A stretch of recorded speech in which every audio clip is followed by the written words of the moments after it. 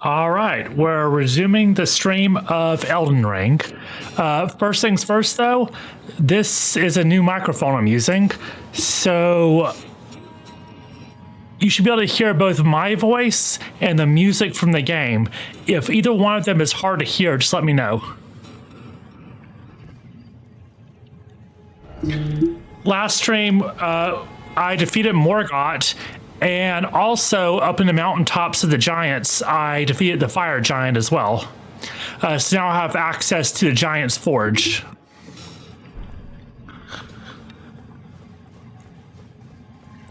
And this is actually Morgott, what's left of him. Notice he doesn't have his omen horns anymore. Those have all fallen off.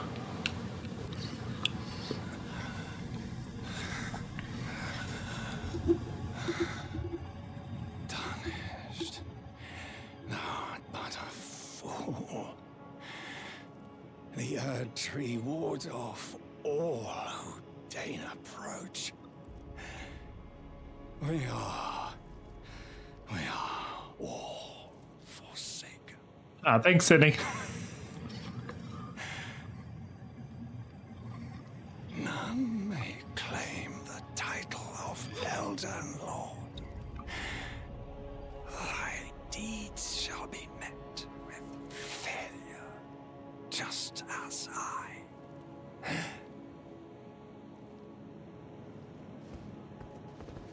And he's dead.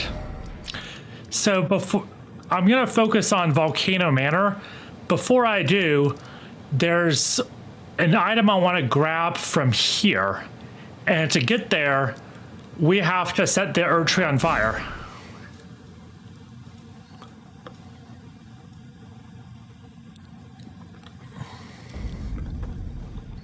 So this is where I defeated the fire giants last stream. And here's the Flame of the Giants up here in this forge.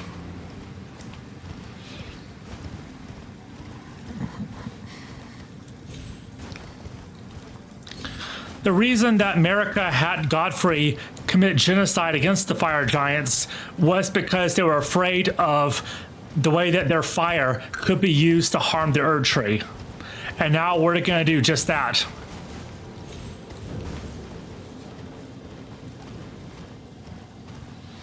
And as you can see, there's just light embers here. It's not a raging fire. You need a kindling in order to ignite the flame. And that's what we have. But unfortunately, the kindling is a person.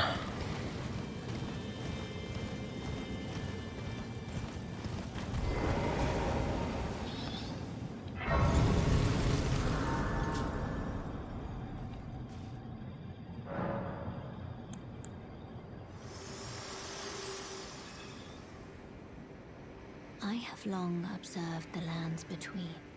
This world is in dire need of repair and death. Indiscriminate. Are you prepared to commit a cardinal sin? Very well. Let my hand rest upon you. For but a moment.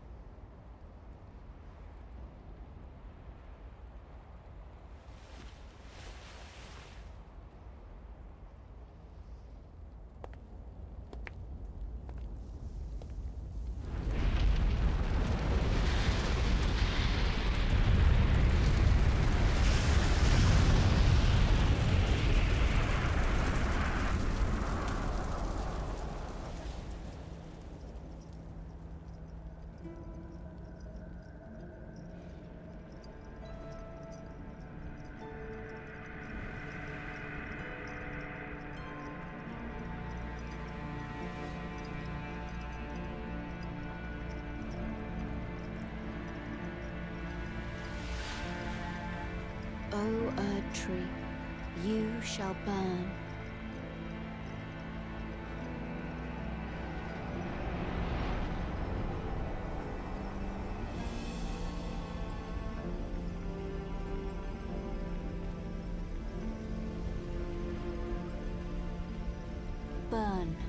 for the sake of the new Lord.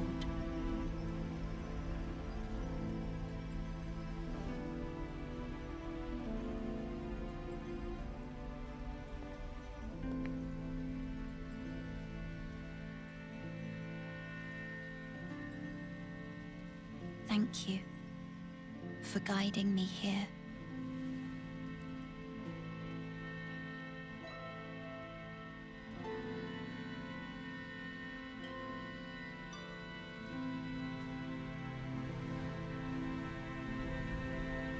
The one who walks alongside flame shall one day meet the road of destined death. Goodbye.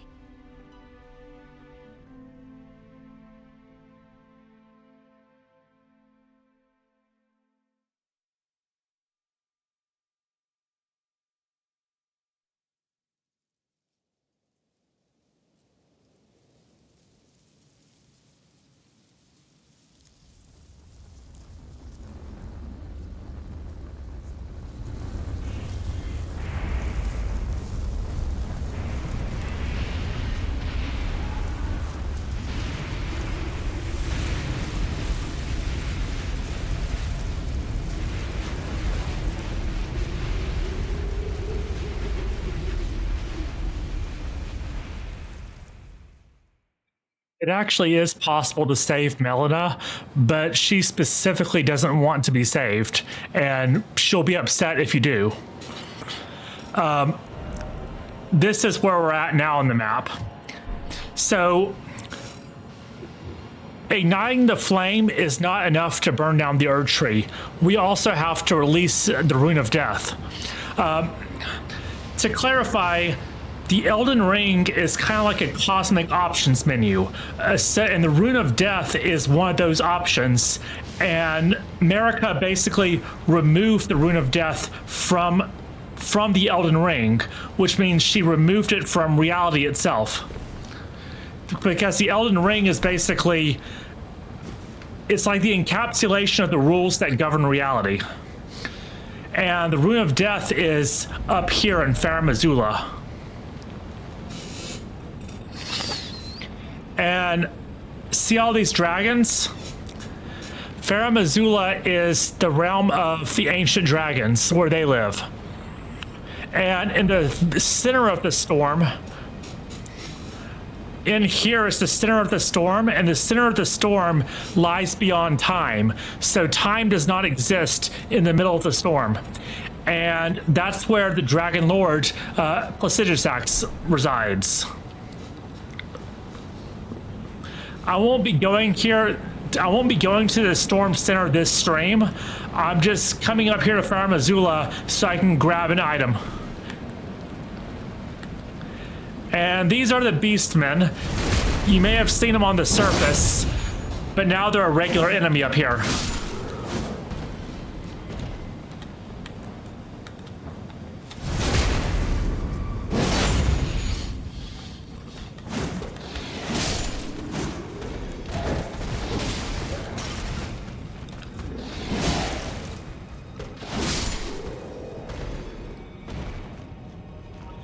Interesting thing about this area, so these are beasts, and as we know from some of the item descriptions, at one time the beasts were granted intelligence, and then they were somehow lost their intelligence. So they were intelligent enough at one time to basically create a pretty elaborate civilization, and now they're back to being beasts again. And the reason for that is, my theory anyway, it's not confirmed in game, but my theory is that they were given intelligence so that they could serve the dragons. But now that something is wrong with Placidusax, his outer god has abandoned him, and he's sort of in stasis, the beastmen reverted back to being beasts.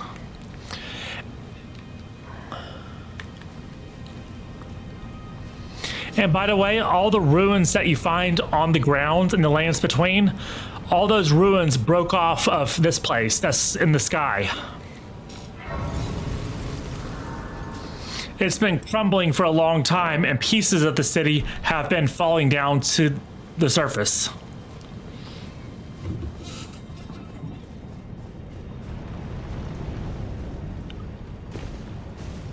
and they bury their dead inside these areas right here. So this is like a giant graveyard.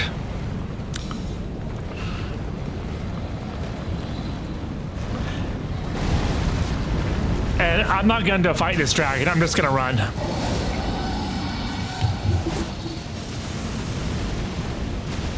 Yeah, I'm not fighting that.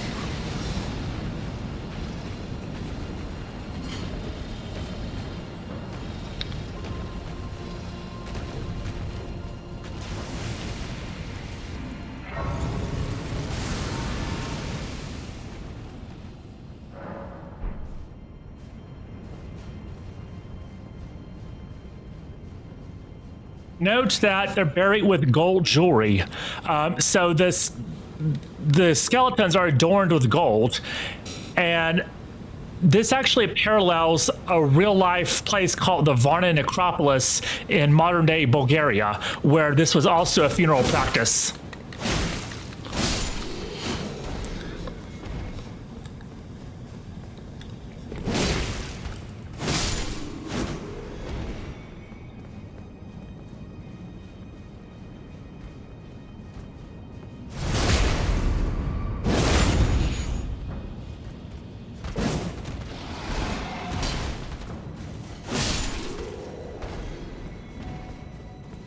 All right, there should be a book down here. Yeah, I think it's on that right there.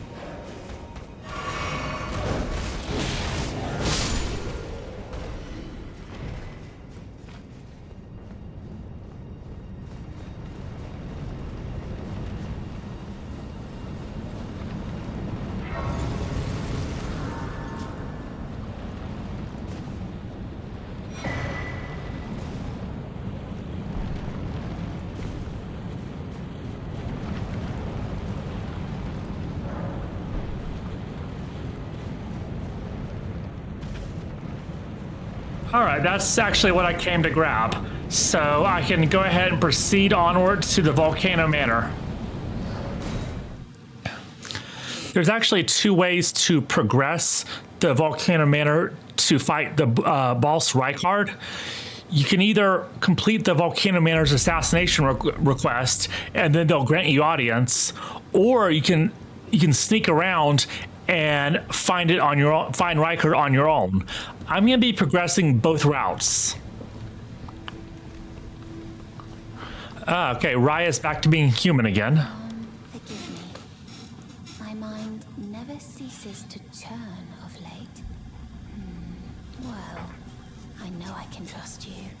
I saw something slithering in the pitch black of night. It entered the room next to this one and never came out. If I'm not mistaken, it took the form of a serpent, just like me. Does the Volcano Manor hide some secret that Lady Tanith has kept from me? I realize that I shouldn't impose, but if you discover anything, would you please share? So, Rykard was a justiciar who was once loyal to the Erdtree, and he led inquisitors who hunted down and persecuted those who the Golden Order disliked. And interestingly, we can actually find an interesting painting up here on the wall.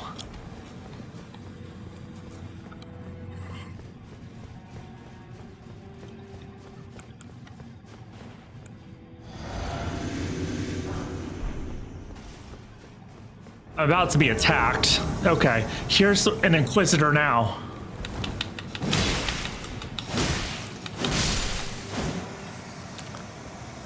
And notice the weapon he's holding looks a lot like the weapons attached to some of the abductor virgins.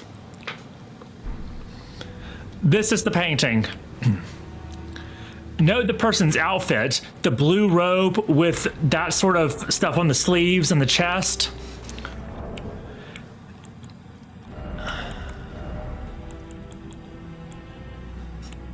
Official's attire. This is what I picked up in Lanedale. This was on the skeleton of the person that was guarding the room where Melina was imprisoned at one point. And it says, grubby blue robe worn by magisterial officials to carry out the grim task. Surveillance, executions, gruesome rituals, the darkest duties drive the wheels of mankind. And this clothing also looks a lot like the Mirai robe, and House Mirai were executioners. So it seems like Rykard at one point was in the service of Lanedale. And this is where he set up his base of operations in Volcano Manor. And at some point, he discovered the secrets of an ancient snake cult. And he turned his back on the Golden Order, and now he fights against the Erdtree. And the reason for that is because Rykard felt used by the he felt used, and this sort of became evident during the Shattering when he saw the demigods fighting amongst themselves as part of America's game, basically. And he felt like that was wrong and that they were being used by the Golden Order, and he wanted no part of that. So now he's in open rebellion, and now he's called, the Lord of Blasphemy. And these rooms here were likely where guests of like nobles would stay. Like, these are just rooms for them to stay at. However, during a previous stream, I revealed that this was an illusory wall that led to this secret passageway. And I can actually show another example of that.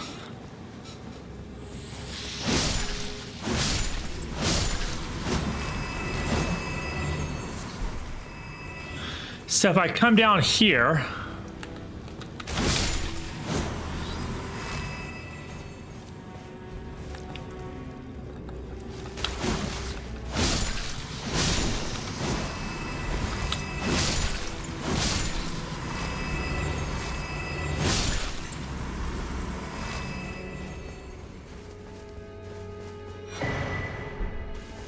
this wall right here is also illusory.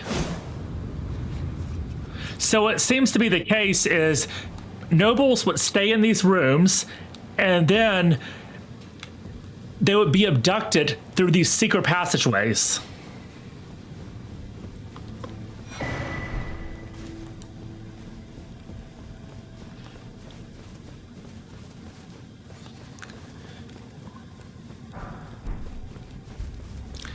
And if they're abducted, you have to wonder where were they taken to.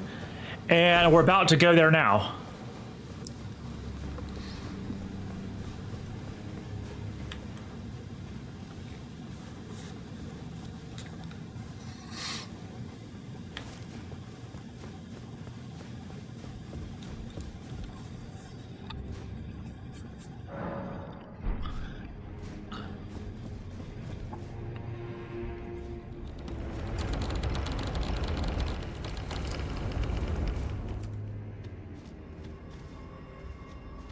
So this area is known as the prison town.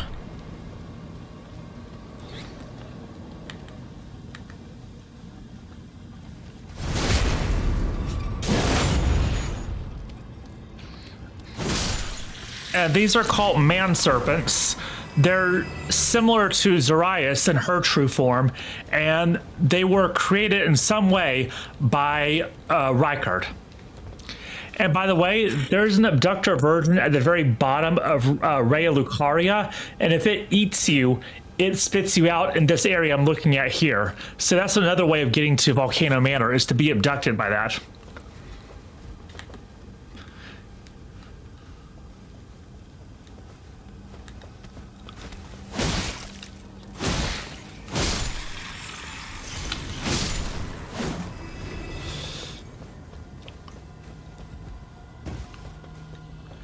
And I could... There's a longer route to go down, but I'm just gonna take a shortcut by dropping off rooftops.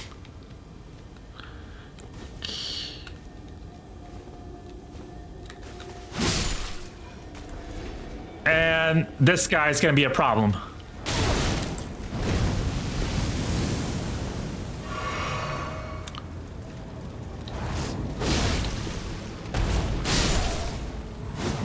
Okay, that was a little bit easier than I expected.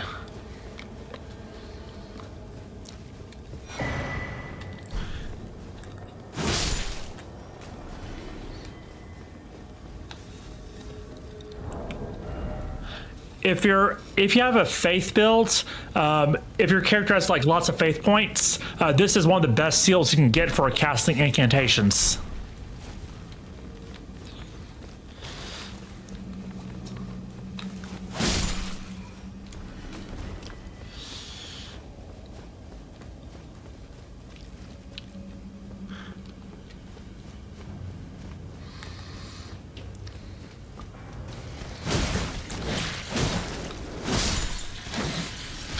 Now, as I said, there used to be a snake cult here, and at some point, Rykard, when digging through the Volcano Manor, discovered their secrets.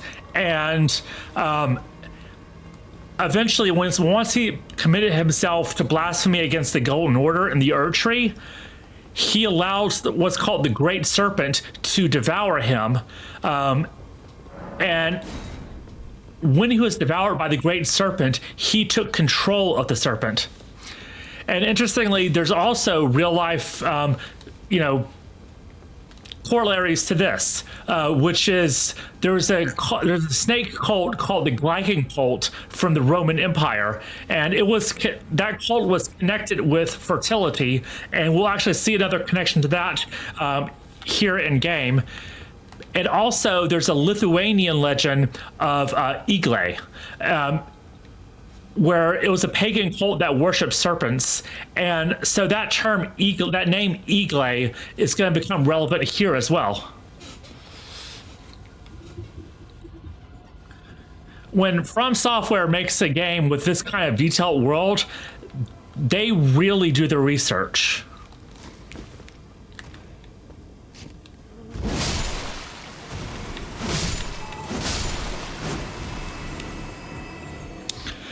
These are first generation Albinaurics.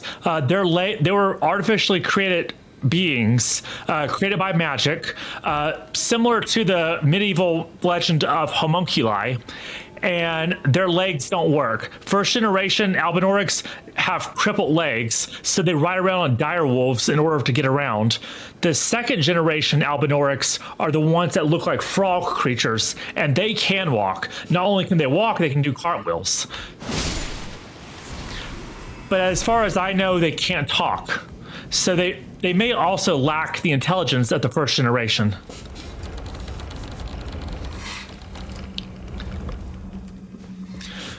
But as you can see, Albinaurics are persecuted pretty much everywhere they go. But despite the fact that they're persecuted, they'll still attack you if you let them. So, like that.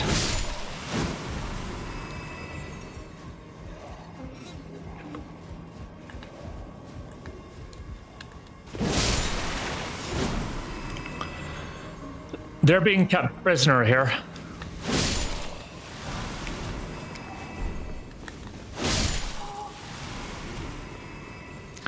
And the Albinaurics have black hoods over their heads. That's to signify that the Inquisitors have no more questions for them. Those guys will yell out, and they'll call enemies to your location. So it's best to take them out quickly.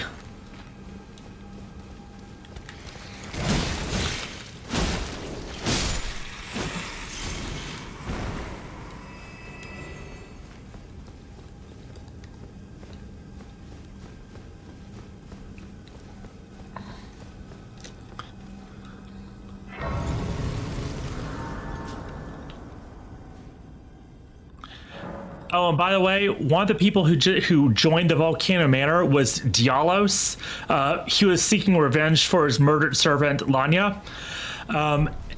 He seems to have left the Volcano Manor. He became disillusioned with them after joining them. But he's the one who always says the tale of House Hoslow is told in blood. He's of House Hoslow, and he's very proud of that fact. And guess who our third assassination target is? We received a red letter with our assassination target. And let me see if I can find it. Here it is. The red letter containing our final assassination request. Our target is Juno Hoslow, Knight of Blood. So Dialos' brother. I don't think he knows that.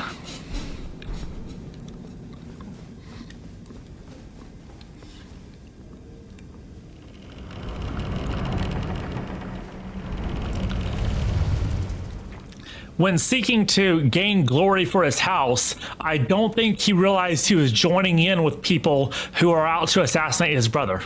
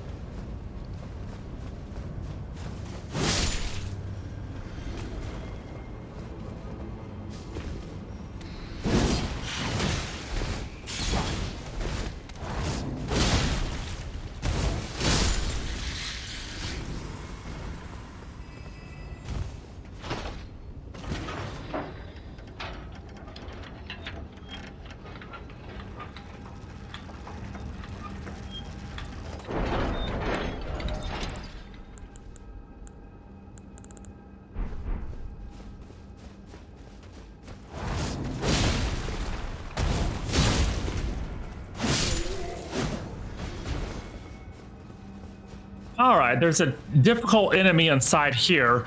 And before I go in there, I'm gonna raise this bridge so I have a shortcut.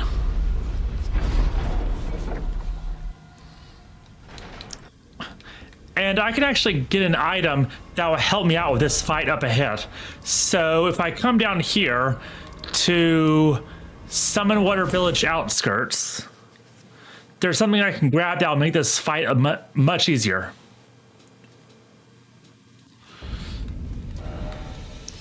Let's see, I need to come up about here.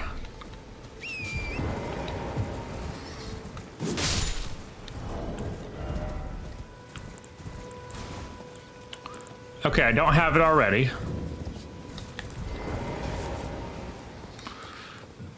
All right, and then I just need to look down and...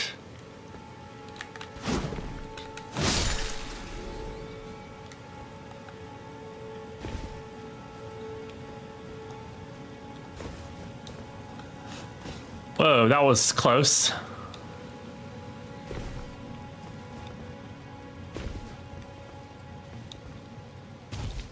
All right.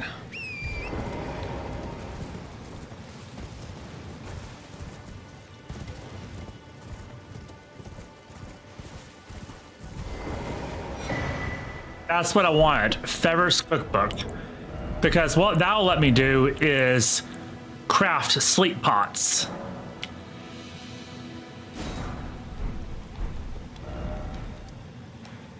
All right, back to Volcano Manor.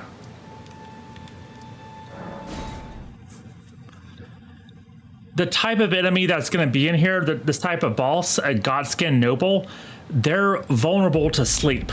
So I'm going to put it to sleep and make this fight easier.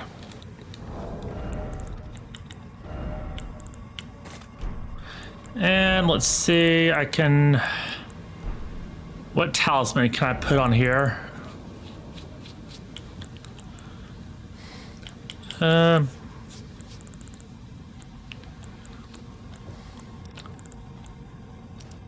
Poise would help me out. Okay. Think we're good here.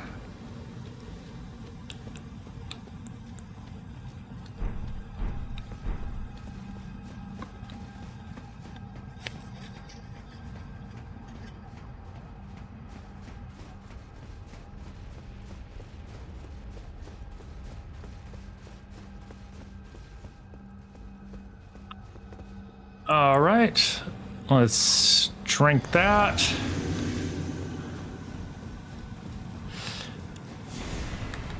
And I'm gonna immediately try to put, dodged it.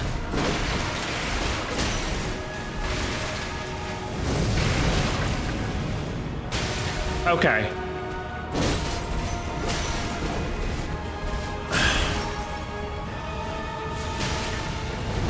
All right, come on, go to sleep.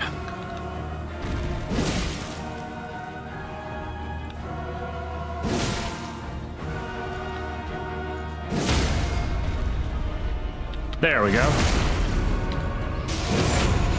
Now comes the second phase. Uh-oh. Oh, good, okay. It was about to do something pretty dangerous.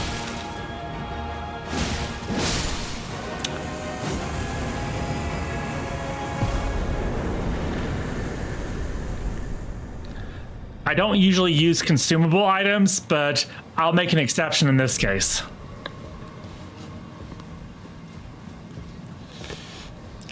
And remember when I said to keep the name Igle in mind as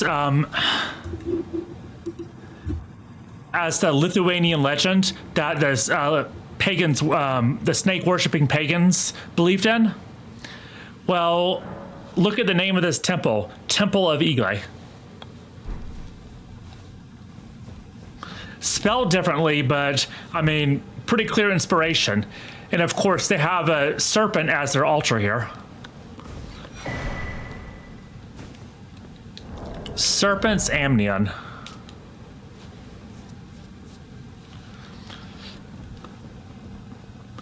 And we can give this to Raya.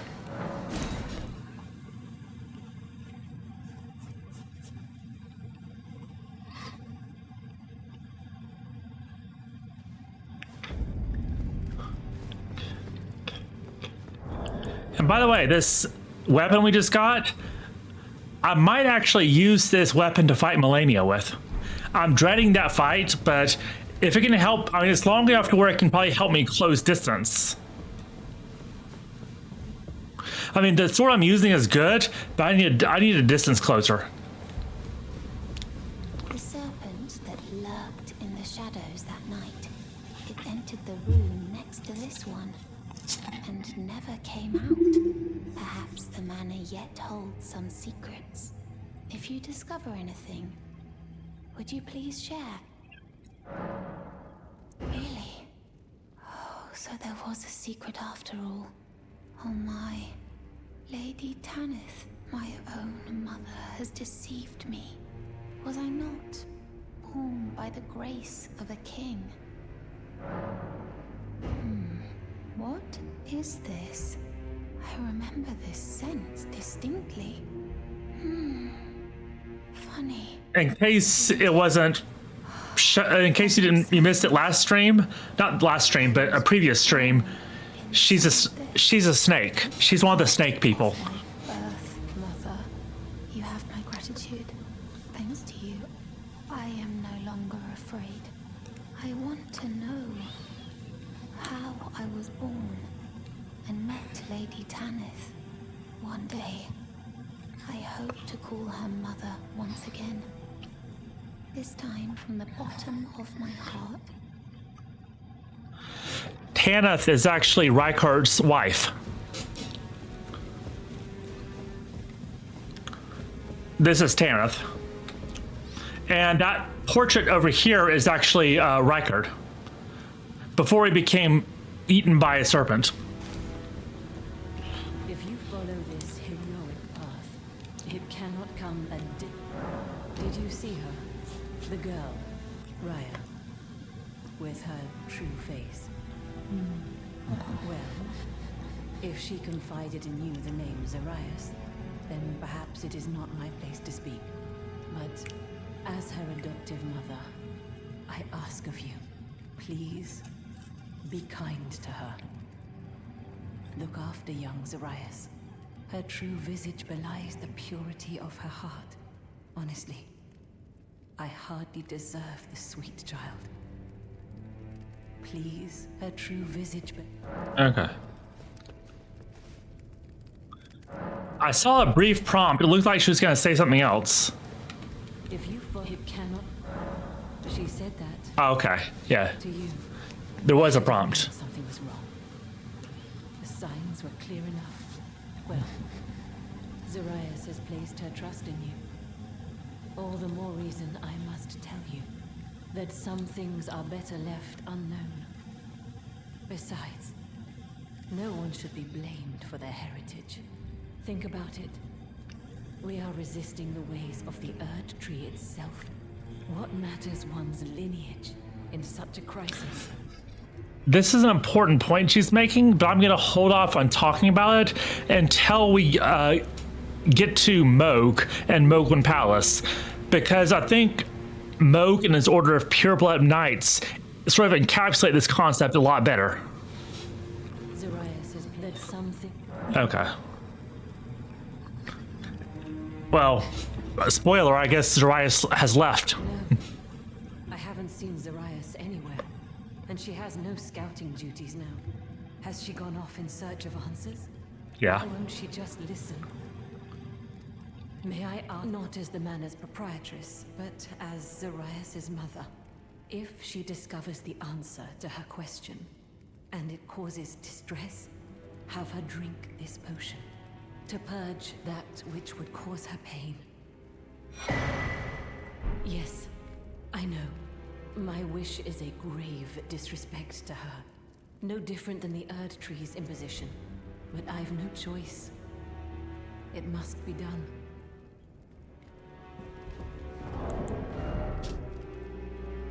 Yeah. Raya's not the only person you can give this tonic of forgetfulness to.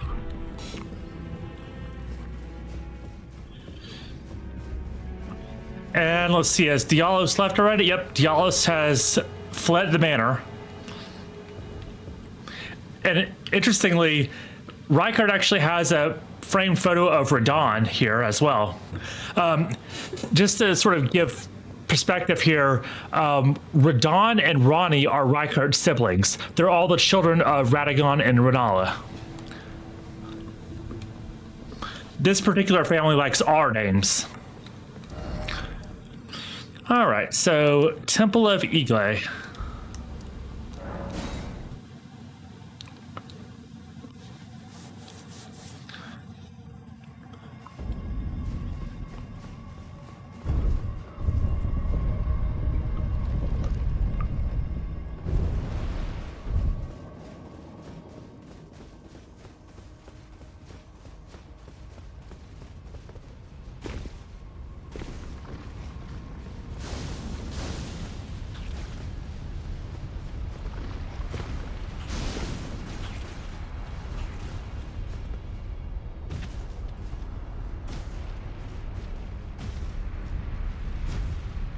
All right.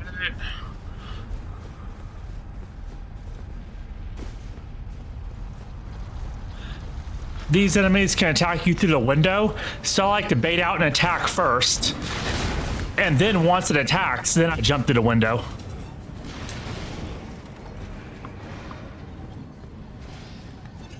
And I just realized I have a lot of runes. I should level up when I can.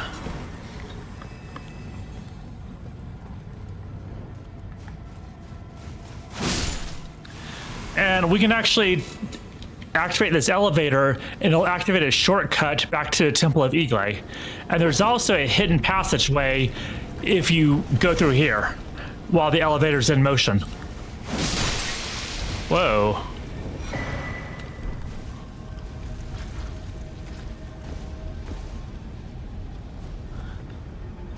And here is Raya. It's you. I'm afraid there is something I must tell you.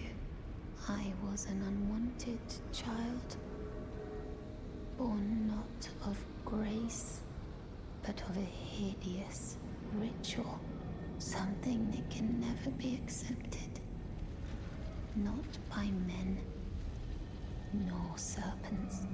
Even Lady Tanith shouldn't accept me. I know that you have done so much for me, but I wish to ask one last kindness. Kill me, please. I thought that I feared nothing, but this... Free me from this accursed frame. She's in a manor full of things that can kill her. There's one of them over there.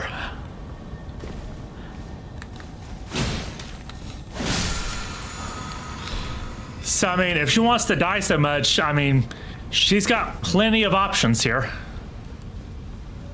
Everything in the whole manor is dangerous. But if I leave her alone and defeat Rykard, she'll eventually get over it.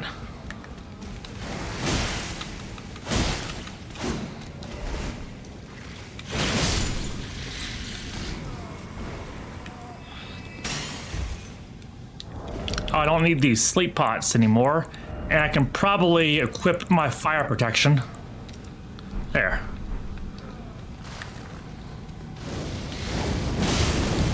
Whoa.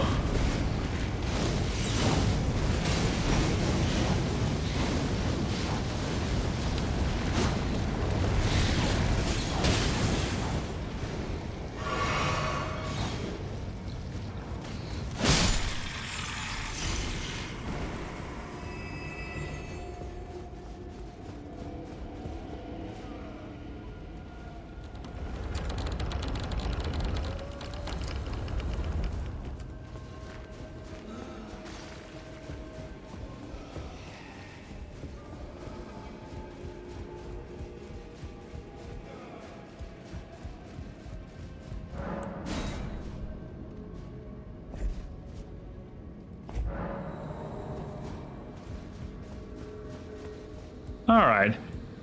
It looks like you're supposed to jump down these cages, and you can definitely do that. But if you look down here, there's a little thing you can land on. You'll end up in the same place, but there's extra stuff along this route.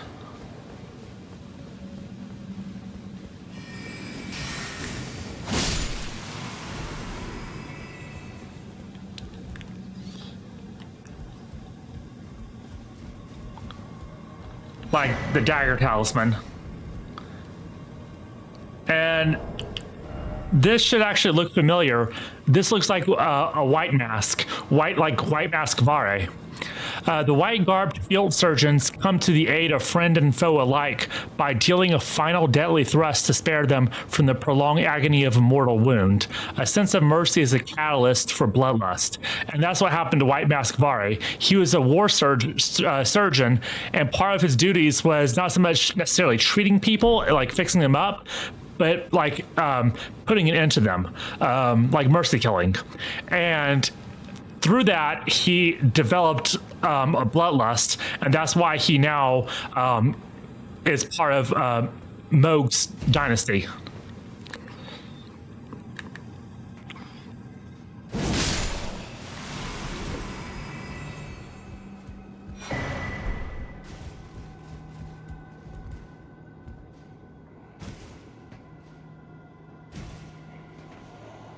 And it'll be nice if I had a ranged attack option here.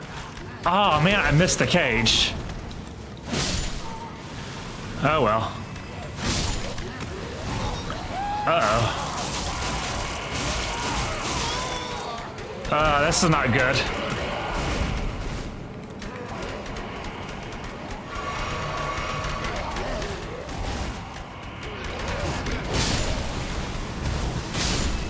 All right. Problem dealt with.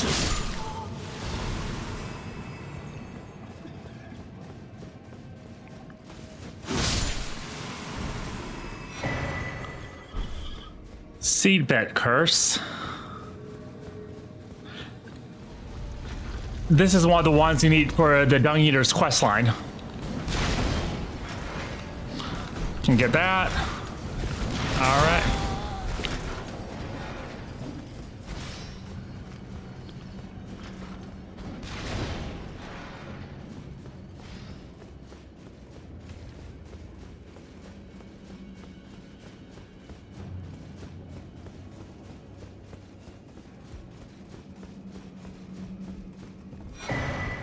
Royal Knight's Resolve.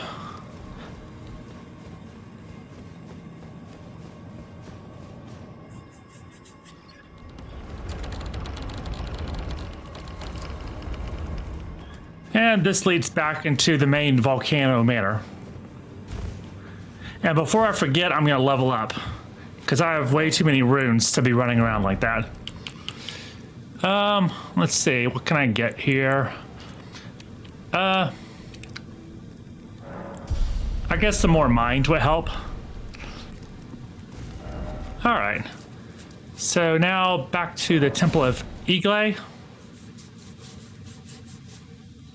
And I can take advantage of that shortcut I unlocked.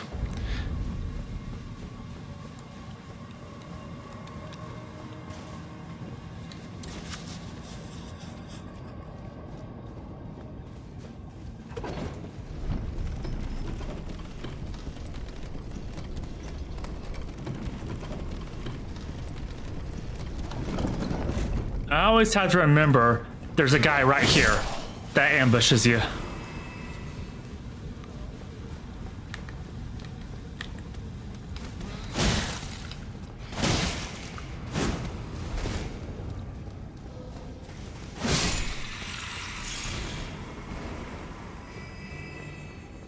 And yeah, as you can tell from all the guillotines and stuff, this was definitely like a place for Inquisitors.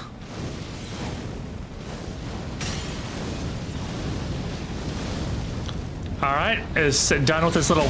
Okay. I was gonna wait till it was done, but I guess it's gonna start back up.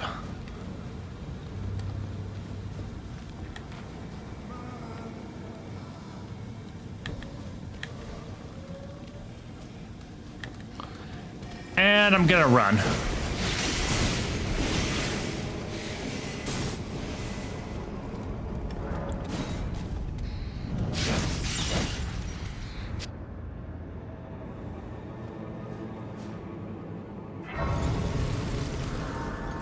And this is how you get to Rykert on your own, through that door.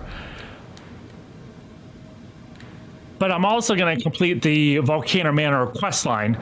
So there's one more assassination quest that they're going to have me do, and I'm going to go ahead and complete it now against Dialis' brother.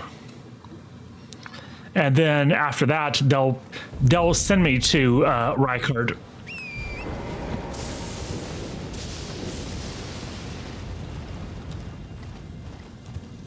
So you have options. I mean, if you don't want to, go through the Volcano Manor dungeon, you can just complete those 3 requests, and then they'll just send you on over to Rykert. And note the flames on the branches of the Erd tree. It's already starting to burn.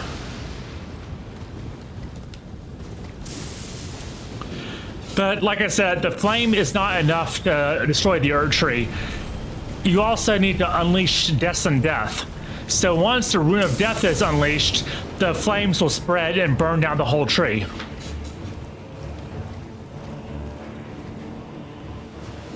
Yeah, I'm gonna ignore the Deathrite bird. I don't need to fight it.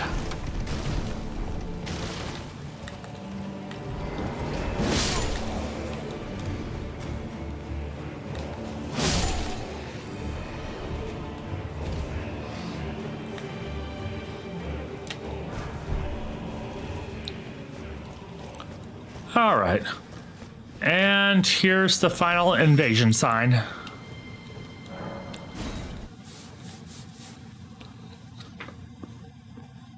This fight is actually really tough, so it might take a few tries. We'll see.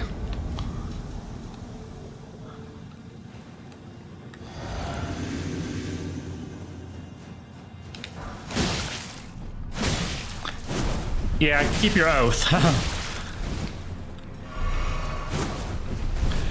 That's why it's tough. He uses what's called the Bloodhound Step to dart around really fast.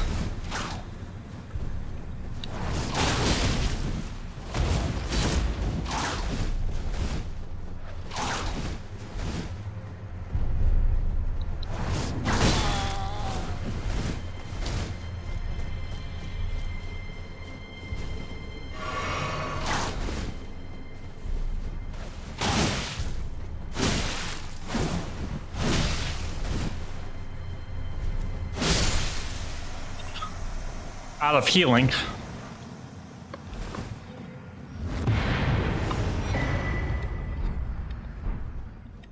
And that's one task down. So now if I talk to Tanith, she should send me to Rykard. She intends it as a trap. And interestingly, if we take a look at this, symbol of the head of the revered House of Hoslow, Juno Hoslow had a younger brother who is all talk and no trousers, so Dialos. His inability to commit to action was such that Juno inherited the Hoslow legacy without resistance, granting him the freedom to shower his little brother with adoration. So Juno never actually wanted Dialos to become a warrior, but Dialos is determined to prove himself, but he's not very good at it. Dialos is very fickle. That's why he was committed to get revenge for Lanya, and then the Volcano Manor talked him into joining them instead of fighting them, and then now he's changed his mind about being in the Volcano Manor. So he just sort of jumps around from place to place. But let's go talk to Tanith. And she's going to grant us audience with Rykard, but it's a trap because she intends for Rykard to eat us and become stronger. So because Rykard is now part of the Great Serpent, he devours great warriors in order to gain their strength. I see that you stayed the path of champions. This is your usual reward. Please, take it. Perhaps you are ready. Might you see our Lord? Our Lord will no doubt welcome you. Another kindred spirit, treading the path of champions. Yes, as it should be. Now, close your eyes for a moment. I will transport you to the Lord's chamber.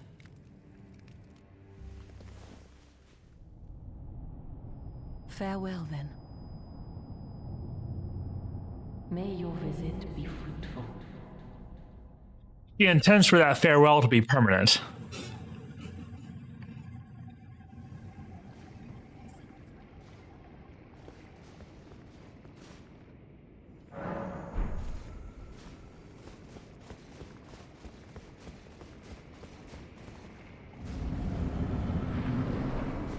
That's Rykard, and this is a spear that was left behind by people who tried to fight Rykard.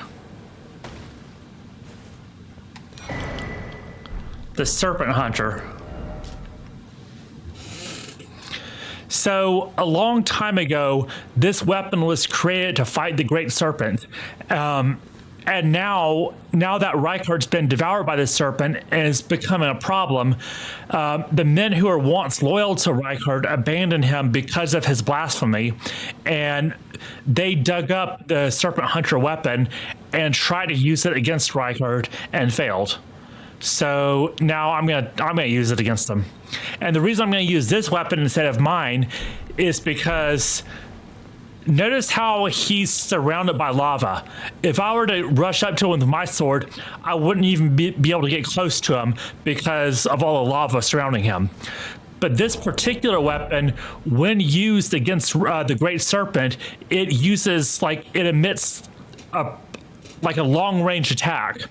But before I use it, I'm going to upgrade it because, I mean, it'll do okay if I use it as is, but if I upgrade the weapon, it'll be even better. So that's what I'm going to do.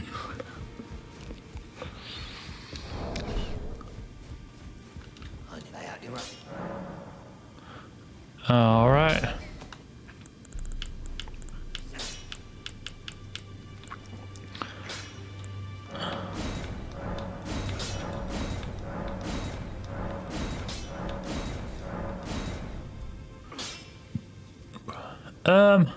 Yeah, I can upgrade it some more. All right, +9.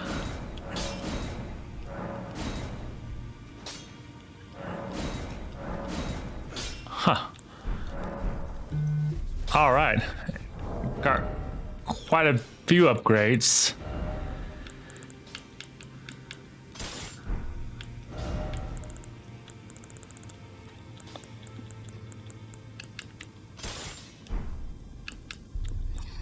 It's saying I have heavy load, so let's see what I can do.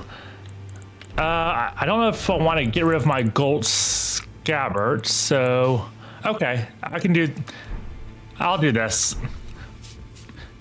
The gold scabbard will give me 20% extra runes, but this is more worth it for right now, so I can have that medium load equip load.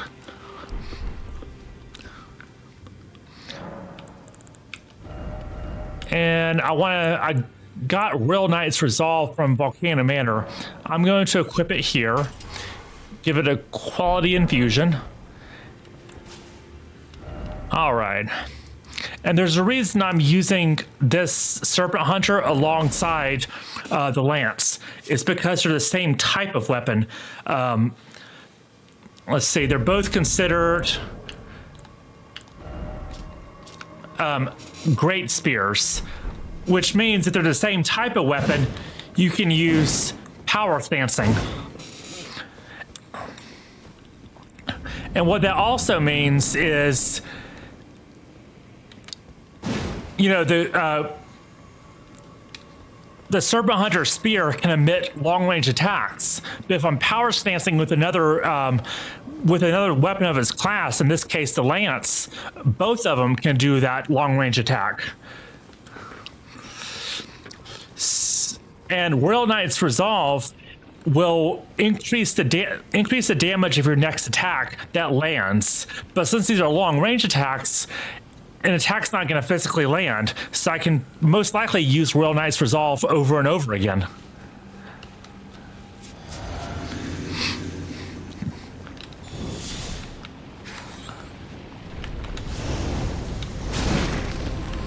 And if you crouch poke with L1, it becomes, you can do a lot of damage.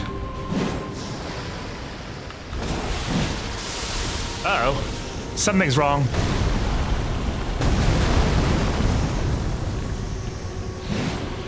Yeah, something's wrong here. It's not doing the attacks anymore. Oh, okay. There we go.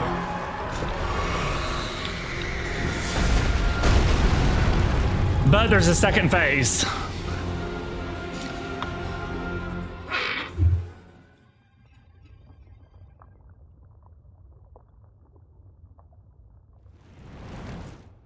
This is normally a pretty difficult fight, but with the strategy I'm using, this should go a lot quicker.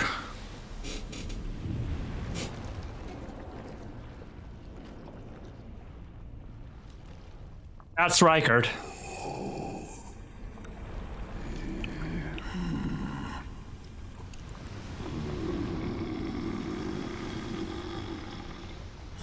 Very well.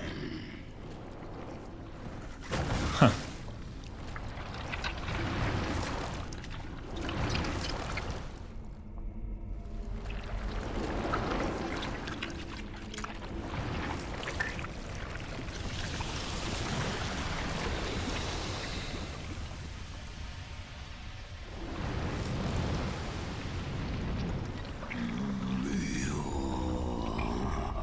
Join us Serpent King has remedy. Together we will devour the very god.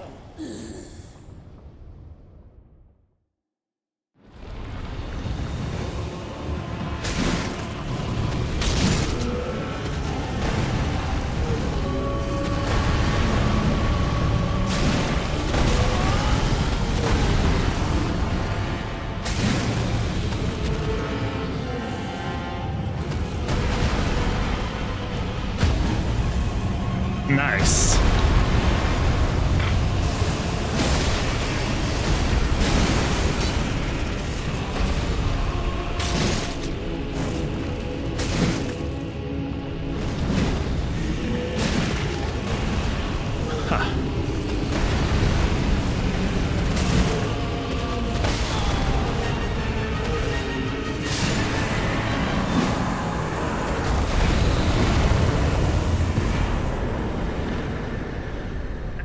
And he's done.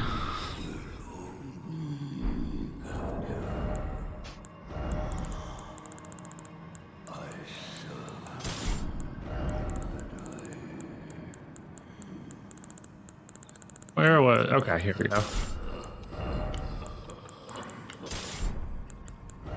Gonna get back my equipment.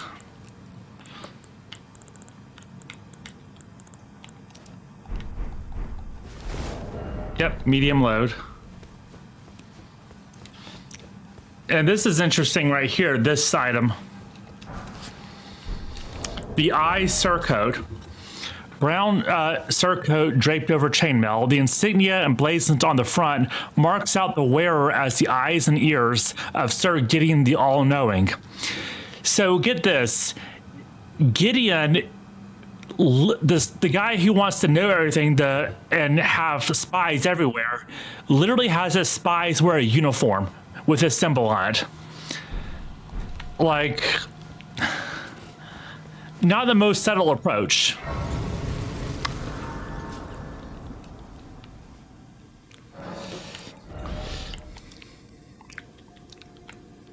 All right, can level up.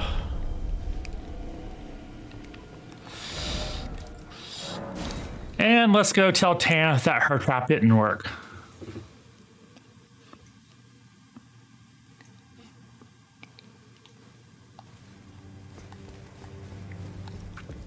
You. It's true then. You've defeated our lord. No. I must thank you. Our lord was yet weak. You have taught us that. Defeat is not the end. Our lord is immortal, and will one day rise again. Stronger. Until then, I must stay the path and do my part. I will leave the Volcano Manor before long. I suggest you do the same. I will miss these encounters. The champion who walks the tainted path shines all the more. I always was an admirer.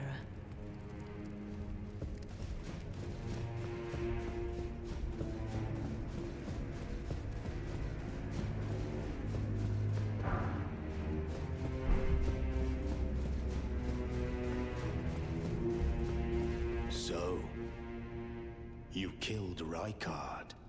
I harbor you no ill will. The strong take. Such is our code.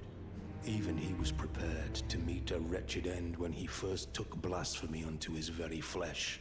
But any road, the Volcano Manor is no more. Though we may yet fulfill an old promise. We hunted our own kind, and took what was theirs. And with everything in hand, the time has come to rise against the Erd Tree. Yeah, they talk about fighting the Erd Tree, but I'm the one who set it on fire. So, I mean, you know, who's doing more here? My voice. I am the recusant Bernal, inheritor of my brother's will. And you will fall to my blade. We refuse to become your pawns. Consider this fair warning. So there's two factions of those who hunt Tarnished. There's the Recusants, which are the Volcano Manor people, and then there's the Bloody Fingers. So now I'm about to deal with the Bloody Fingers. I already dealt with one faction, now it's time for the second. You scheming little bastard. Cripes, you make this nonsense seem, well, less nonsensical. Perhaps a Tarnished will be Elden Lord after all. But for now, this manor is finished. The demigod beast is slain, and Tanith has lost her head. A fine mess. But how else could it end? When Daddy Ambition's head over heels courting Lady Blasphemy. Well, here I am, untethered, once again. Goodbye, my friend. So Patches is a recurring character in a bunch of these Souls games. He first appeared in Demon Souls. He was in Dark Souls 1 and 3, but not 2. And also in Bloodborne, and now in Elden Ring. And in every game he's appeared in, he's a trickster type character. Always has the same weapons too, a giant shield and a spear. All right. And we can actually find where Dialos went. He would be heading to Jarberg.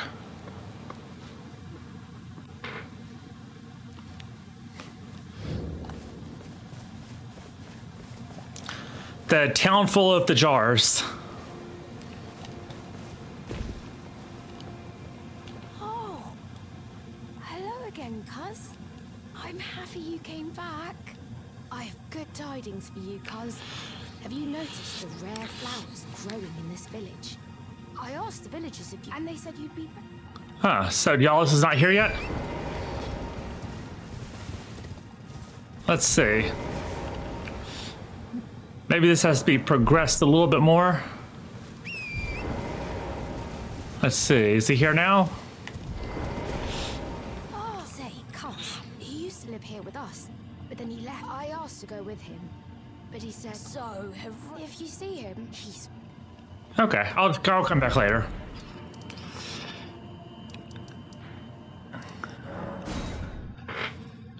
And at this point, Stormvale Castle, where we were at towards the beginning of the game, now has a new lord. Now that Godric is dead, we've helped put a new lord on the throne. That'll be Nefeli Lu here.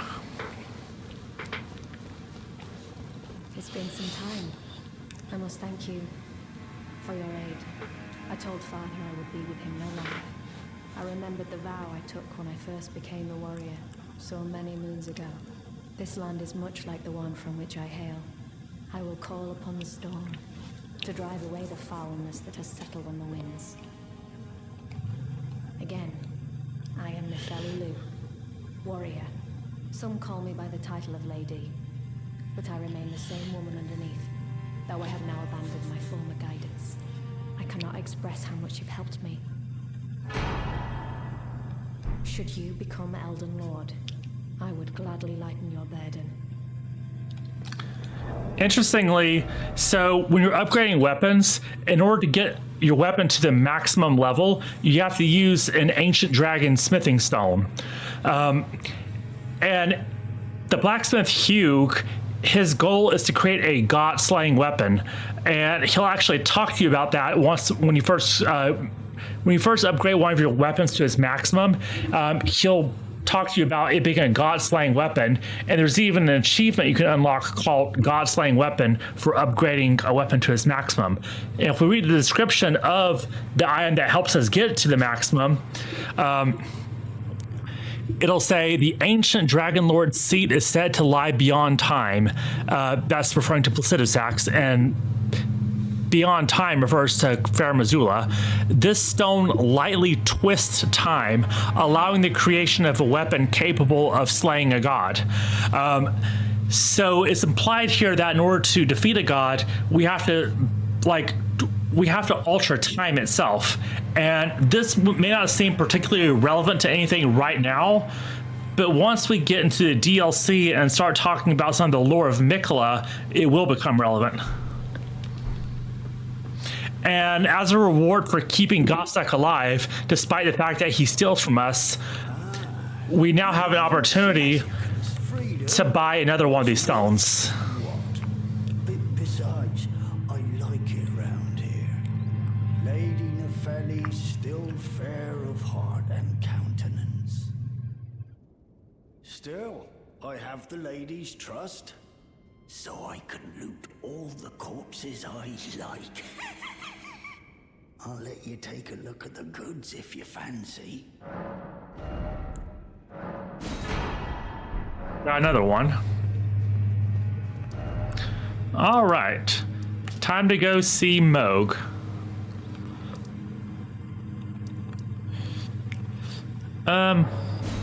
Yeah.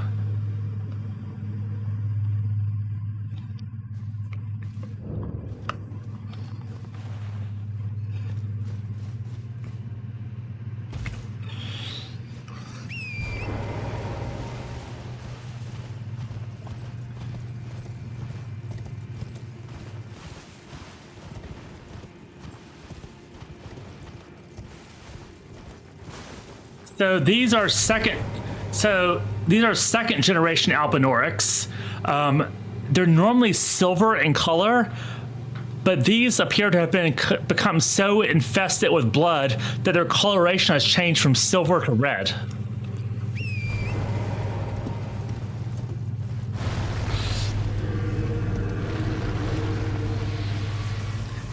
And yeah, this red liquid, this is all blood.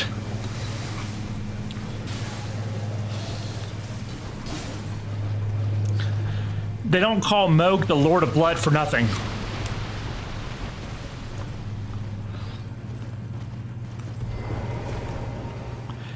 These birds are some of the toughest enemies in the game, so I'm gonna try to not pick a fight with it.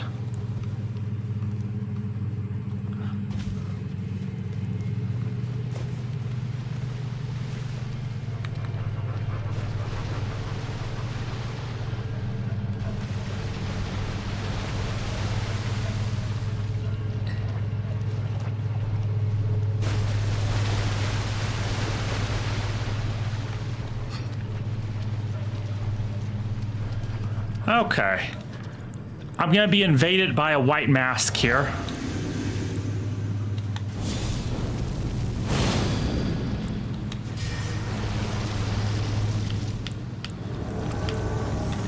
And there we go.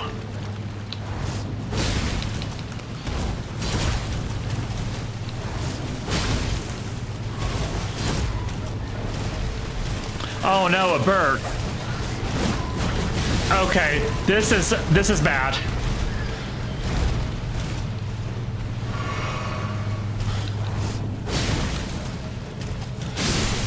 All right, at least I got him down. There we go. That's what I was wanting, the white mask.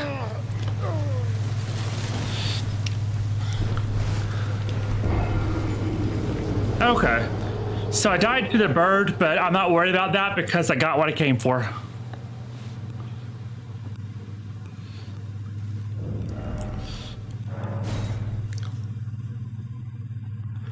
And now to put an end to Vare.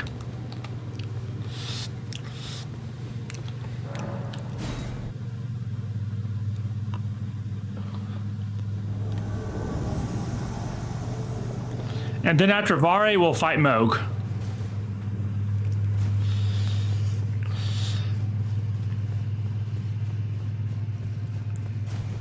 Oops, I drank the wrong thing. Didn't mean to do that. And there he is.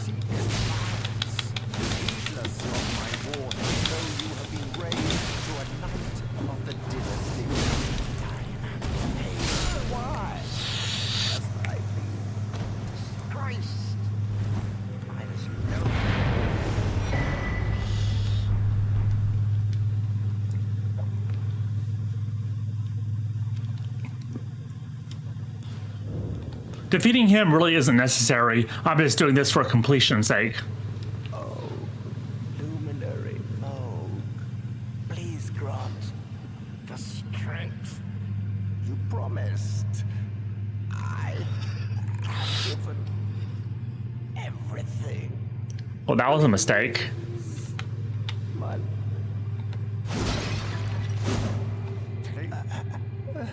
Bless the Mogwin dynasty with love.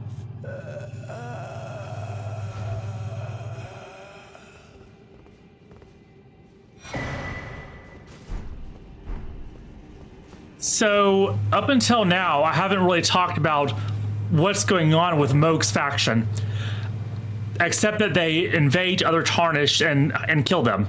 And they seem to be obsessed with blood. Like, we got invaded by Okina, who comes from the land of reeds and is obsessed with death and blood and stuff like that. And same thing with White Mask Vare. So Mohg worships a outer god known as the Formless Mother, who is the outer god of bloodletting. It says she craves wounds. So by spilling blood, he's basically offering that as to the Formless Mother. Mohg is the twin brother of Morgoth, and both of them were, for being omens, they were imprisoned underground, and as omens, it's said that their blood is cursed. Well, while Morgoth came to hate himself for his own curse, Mohg came to love his cursed blood. He saw it as something that made him special. And when he found the Formless Mother, everything sort of fell into place for him. And he's trying to create the Mohgwyn dynasty. And it's interesting, this will become relevant when it comes to DLC, but the Formless Mother, one thing she's able to do is teleportation. It's almost like she's able to use blood to open portals. And if you've ever seen the anime Berserk or read the manga, you know that one of the pivotal moments in Berserk is the night at the eclipse, when a bunch of demons kill the Band of the Hawk, and all their blood is like fills up a lake that looks like that lake of blood there, and they do that as part of a ritual. I'm thinking that the same thing is happening here, where all this huge amount of blood is being done for a ritual, which we know of, for the sake of the Formless Mother. But specifically, I think it's meant to open up a portal of sorts. And specifically a portal to the DLC land. If you notice the map here, there seems to be a missing portion here. That would be the Land of Shadow, which is currently veiled. And it's hard to get to the Land of Shadow because it was sealed off. That's where the DLC takes place. And if the land has been sealed off, one way to bypass that seal is through the Formless Mother's ability to open portals. And as we'll find out soon, that's pretty much exactly what happens. So I'm going to go ahead and defeat Mohg. Well, I'm going to try to defeat Mohg. He's pretty tough. And then we'll see. And I'm going to make use of the White Mask, because what's interesting is it raises your attack power when there's blood loss nearby. Well, the interesting thing about fighting someone named the Lord of Blood, there's going to be a lot of blood spilled. His, mine, everybody's. One of his attacks is to literally make blood like burst out of your body. And he's weak to blood loss as well. So there's going to be a lot of blood being spilled in just a moment. So this White Mask is going to be very helpful. But as a part of Yura's quest, I obtained a particular item. So I'm going to replace the Strength Knot with the Purifying Crystal Tier. And it says, it purifies the Lord of Blood's curse in a mixed physic. Mohg has this unblockable, undodgeable attack that makes blood literally like explode out of your body. This Purifying Crystal Tier will greatly reduce the power of that attack. So if you're going to fight Mohg, having that is a necessity. And I have Mohg Shackle as well, which should make this fight a little bit easier. And I can go ahead and equip the White Mask. And I also want to equip the Lord of Bloods. Well, I still want to protect myself from fire damage. So let me also... this does the same thing as the White Mask. Blood loss in the vicinity increases attack power. So I'm going to equip that as well. So I can really take advantage of this weakness. And we'll see how this goes. This is a high-level fight, and I'm currently level 117. I've beaten him at lower levels before with a different weapon, but we'll see. I'm not very confident on this one. So let's see. I probably also want to use Blood Flame Blade.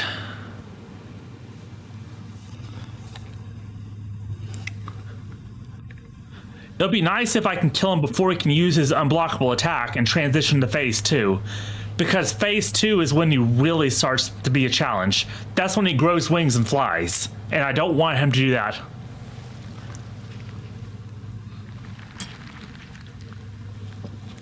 That arm belongs to the body of Mikola, by the way.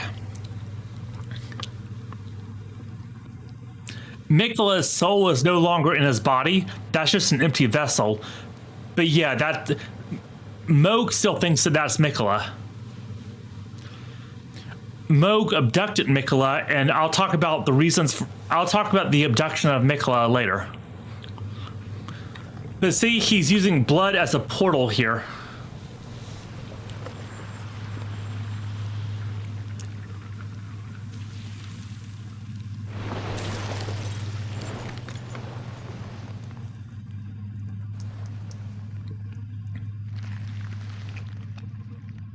Dearest Mikola.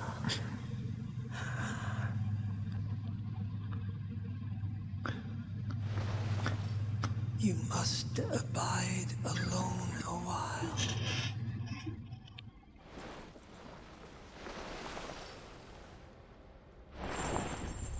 Welcome, honored guest, to the birthplace of our dynasty. Okay. All right. Drink the flask. I'm going to apply Blood Flame Blade. And use the shackle.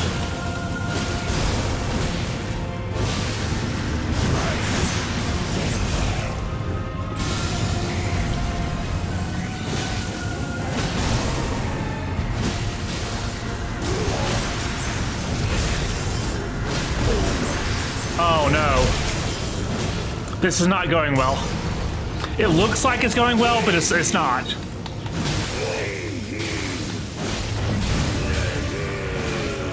Oh no, he's transitioned to phase 2. This is what I was afraid of.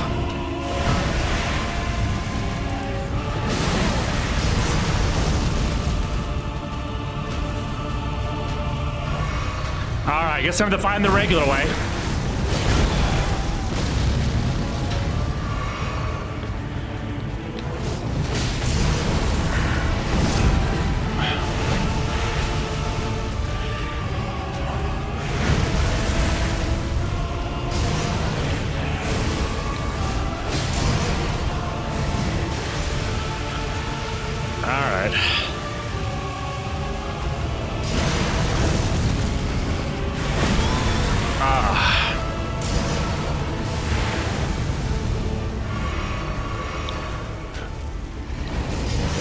Oh no, he dodged.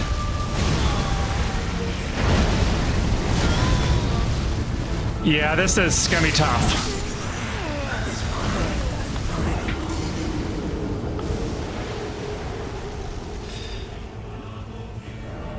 Yep, this is gonna be a challenge. So, in a lot of Souls games, they start out hard, and then after a certain point near the end, like after the halfway point or closer to the end, most Souls games actually become easier. This was the case with the original Dark Souls and a bunch of them, Demon Souls, Bloodborne especially. Elden Ring's the opposite. Around this point, the game actually has a notorious spike in difficulty, and then once the DLC starts, there's another spike in difficulty again. So, I was having an easy time for the most part in this game, like breezing through these bosses without much of a challenge. This is where the easy time ends.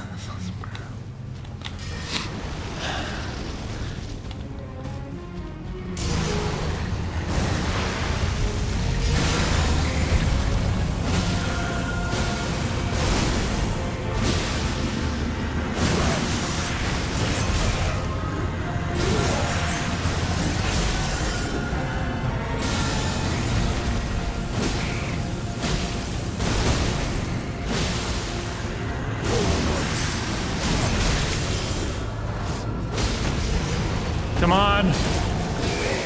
Oh no, see, he's regaining health.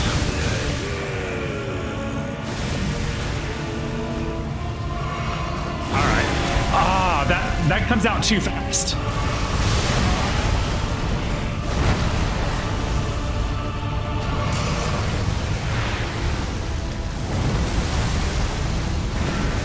All right, gonna play it safe here. Let him come to me.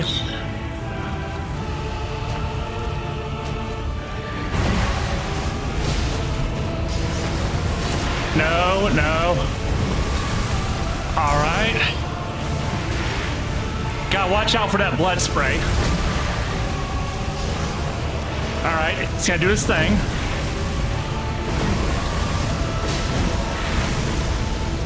All right, maybe we can do this. Nope.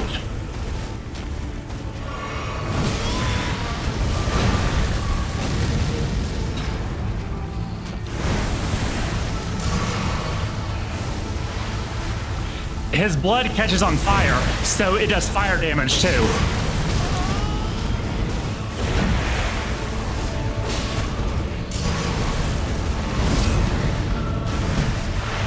And his exploding talons mask what he's doing, so it makes it hard to see what his next attack's gonna be.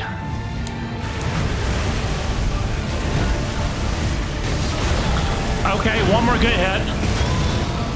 But, okay.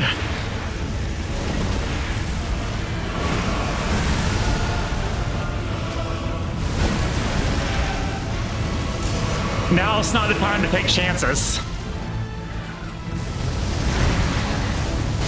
can see it. All right. The coming of our dynasty. Okay, second try is not bad. Walk with.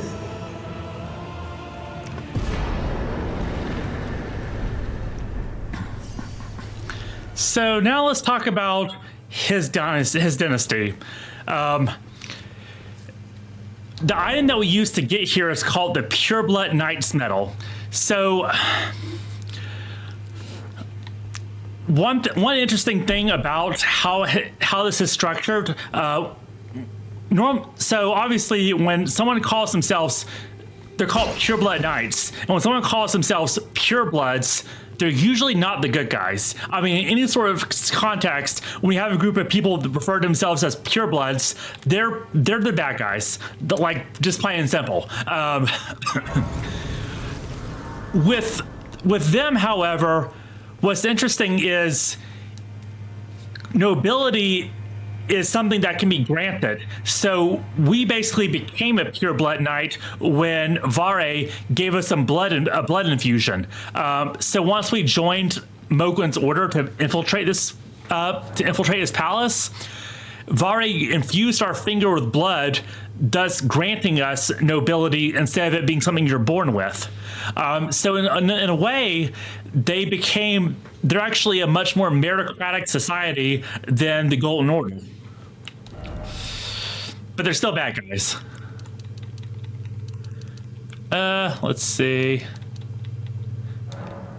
I'll get some dexterity. And there's a new character here. Were you guided here by kindly Mikula? I am Leda. And like you, I was guided by faith along his honorable path. Touch the withered arm, and you too will be transported to the realm of shadow where Mikula the Kind now dwells. My compatriots are there already. Like us, They have heard kindly Miquella's call. If you can find them, they are certain to lend you aid. Yeah, so this is how we get to the DLC. I'm not going to do that yet. There's still a lot to do in the base. Not a lot to do in the base game, but there's some stuff to type in the base game, including fighting Melania. You actually can enter the DLC at any point and go back and forth between the DLC and the base game. But I'm going to try to keep things a little bit more coherent and consistent. So I'm going to, finish the base game first and then go into the DLC. But yeah, in order to enter the DLC, there's basically 2 bosses you have to defeat.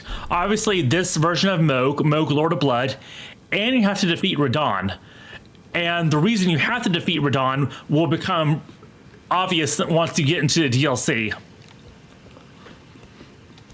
But yeah, the DLC land, it was part of this area right here.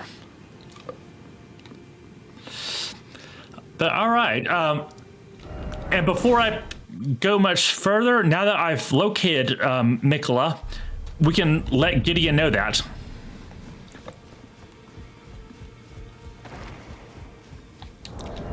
And I don't need this white mask anymore. I can get back to my regular helmet.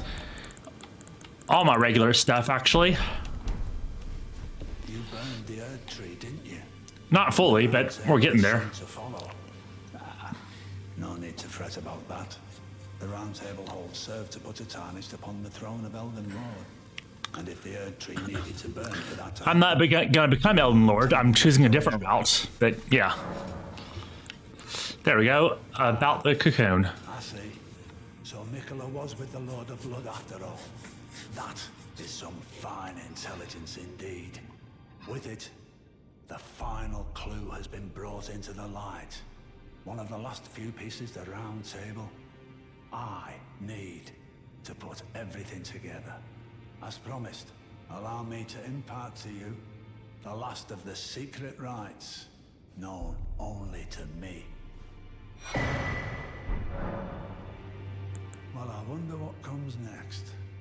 If he continues his slumber within the cocoon, all would be well. But perhaps it would be safer to destroy it. Miquella is the one thing that remains a mystery to me. There are 4 Miquella of his Okay. Maluna Princess Rand.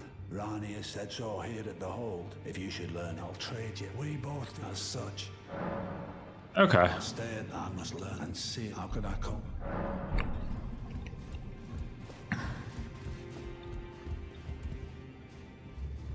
The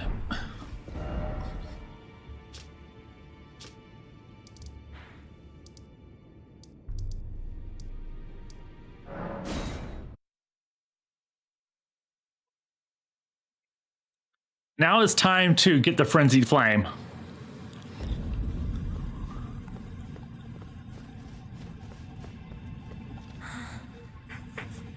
So you're here as well, are you? I realized as we've talked, I'll be a maiden, and you, surely a lord. Go to the door ahead.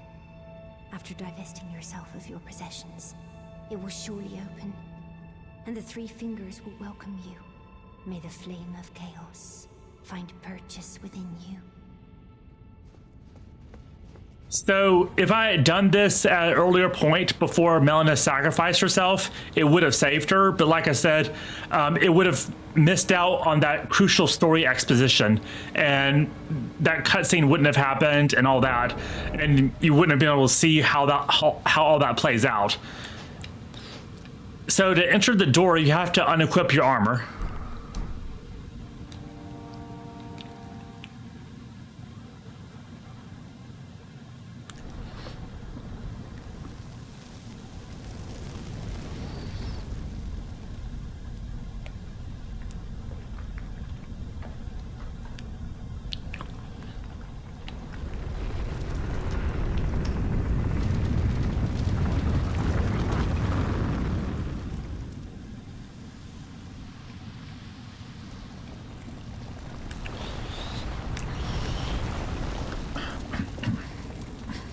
And these are the 3 fingers.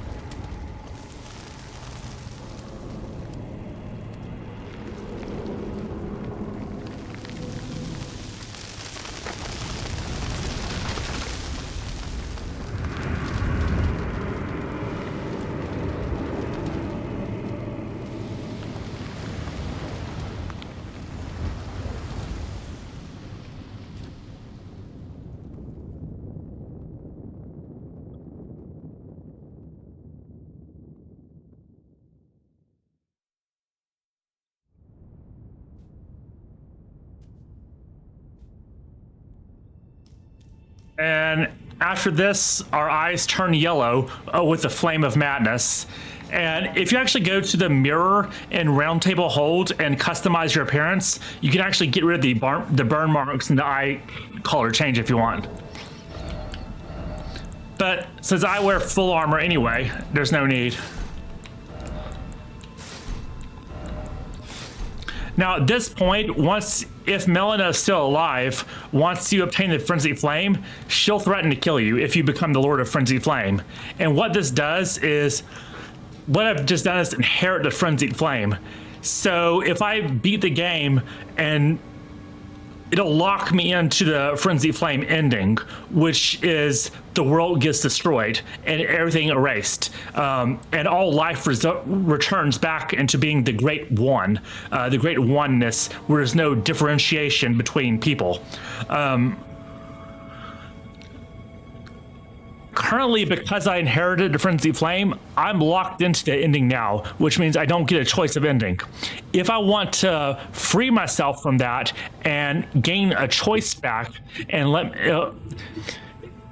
if I want to undo this Frenzied Flame ending, then I have to complete Millicent's questline and use the Needle of Mikola to undo the Frenzied Flame. And part of doing that is going to involve having to defeat Melania. So if I want an ending other than the bad ending, now I'm sort of forced in to having to fight Melania.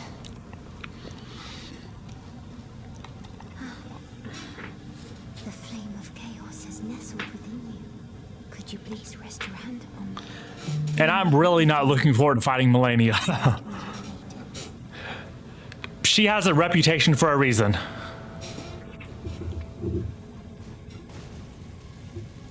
Oh, it burns.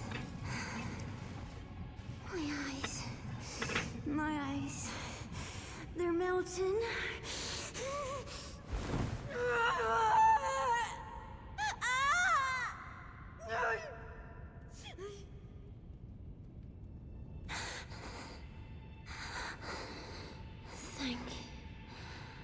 Thank you. I have touched them. As your maiden, all that there is came from the one great. Then came fractures, and births, and souls. But the greater will made a mistake. Torment, despair, affliction, every sin, every curse, every one born of the mistake. And so, what was borrowed must be returned, melted all away with the yellow chaos flame, until all is one again. Those who gave me grapes howled without words, saying they wished they were never born. Become their lord, take their torment, despair, their affliction, every sin, every curse, and melt it all away. As the Lord of Chaos, no more fractures, no more birth.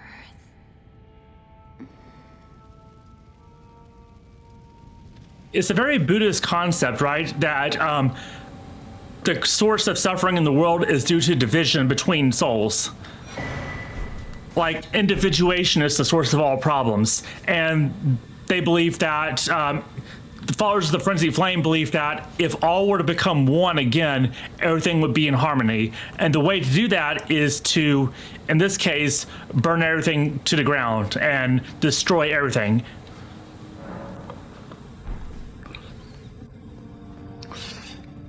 So I did say that I'm really not looking forward to fighting Melania, but now's the time when I'm gonna start making preparations to get up to to the Halic tree where she's at. The Halic tree's in this area, and yeah, I'm gonna start heading that way. And well, there's some preparations that need to be done in order to get there. But that's what I'm going to be working towards now, is getting to the Halic tree so I can fight Melania. And in order to get there, I have one half of the medallion that's needed. The other half is here in Castle Sol.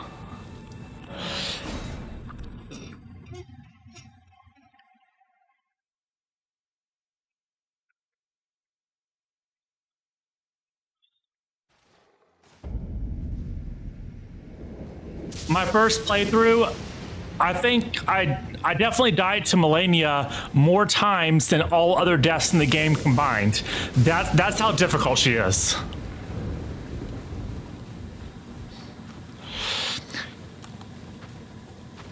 And let me get rid of these lions first.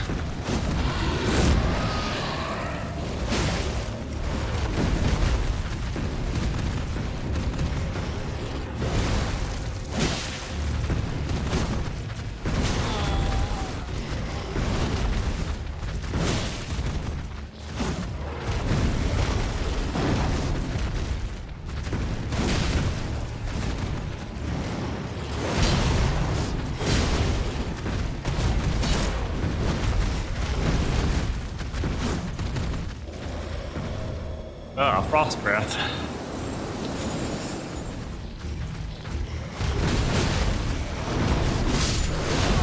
Oh no, second one joined in.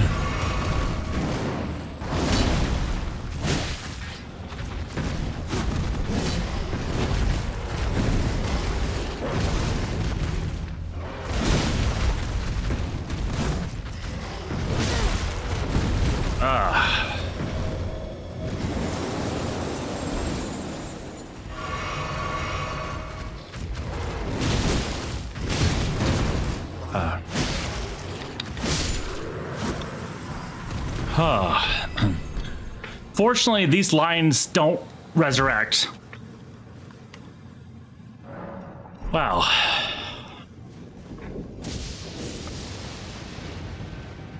That was intense. These banners here, so this place is called Castle Sol, and of course Sol is Latin for sun, and these banners here represent an eclipse. If you played Dark Souls 3, you'll of course recognize the eclipse, how it looks here.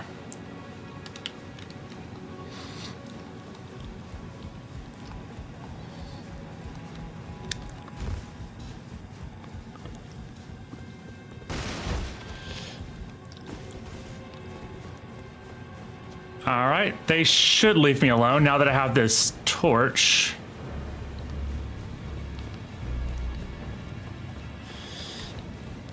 Yeah, this beast repellent torch is one of the most useful items in the game.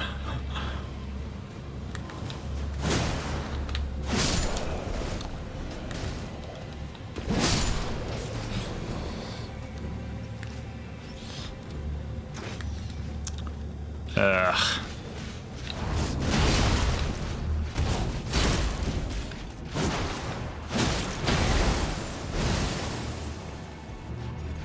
Come on.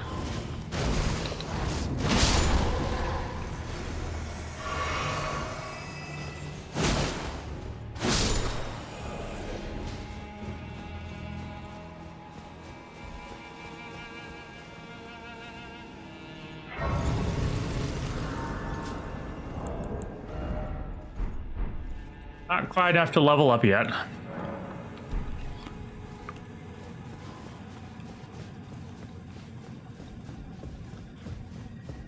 If you're hunting legendary weapons for a trophy, this is one of them, the Eclipse Shotel.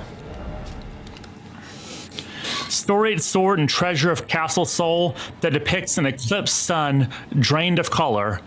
In Sol, the sight of an eclipse inspires a dreadful awe, preventing an onlooker from averting his gaze.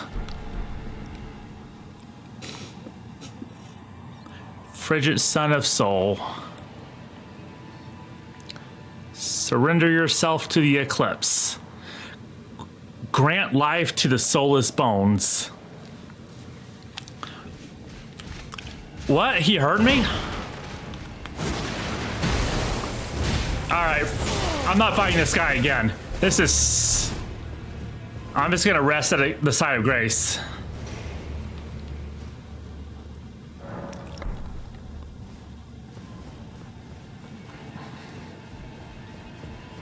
Alright.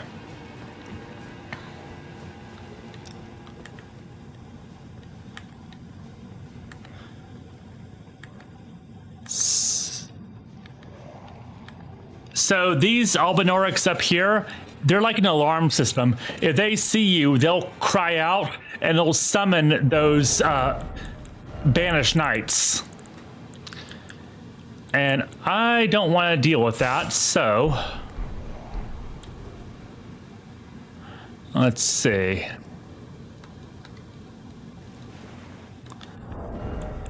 Oh yeah, got to equip this.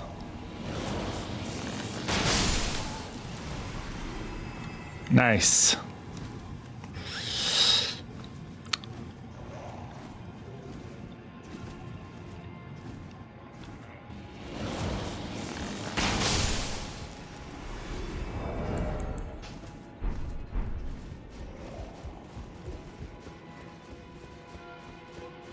And you can unlock a shortcut here.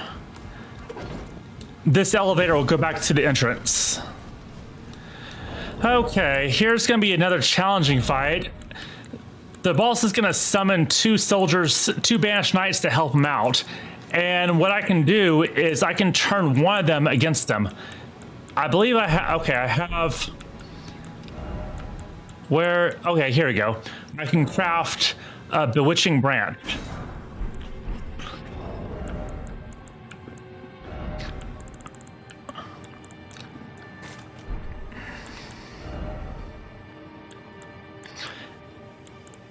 I wish I had more lightning defense, because this boss is going to use lightning against me. Let's see.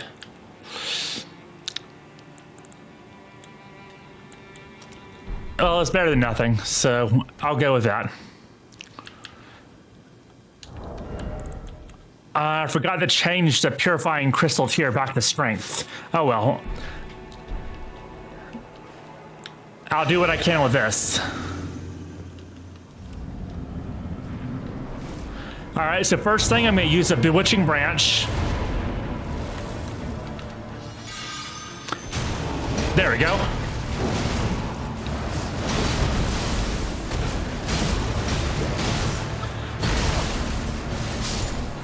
You can get frostbite from this guy easily.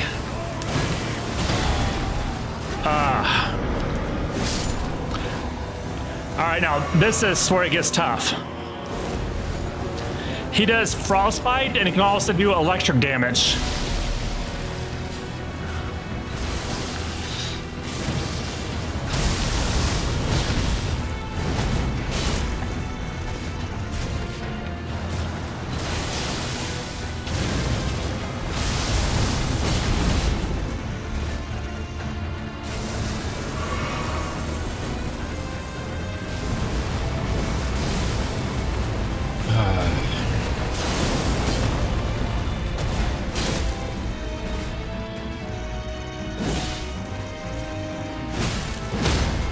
Nice.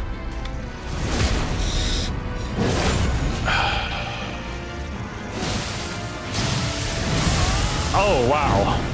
That did a lot of damage.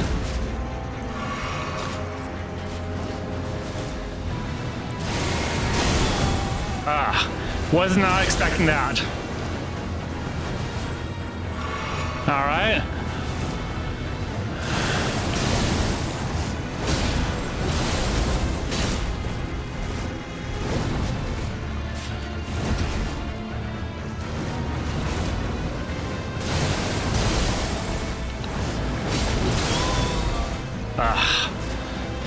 Annoying.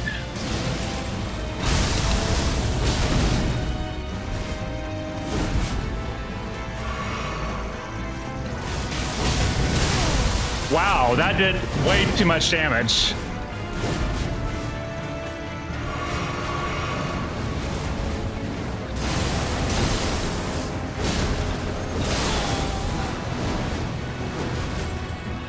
Alright, I'm not taking chances. I have to heal when I can. 3 flasks left, but...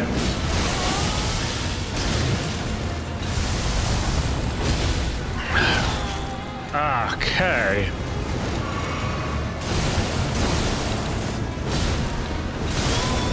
Frostbite, really? Alright. One more good hit should do it. And he's done.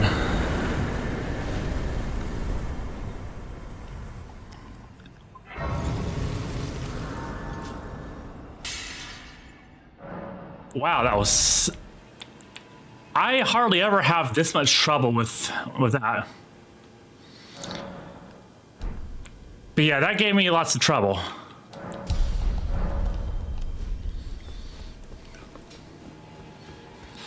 But the final half of the Decus and the Haley Tree Medallion is here. Oh, wow.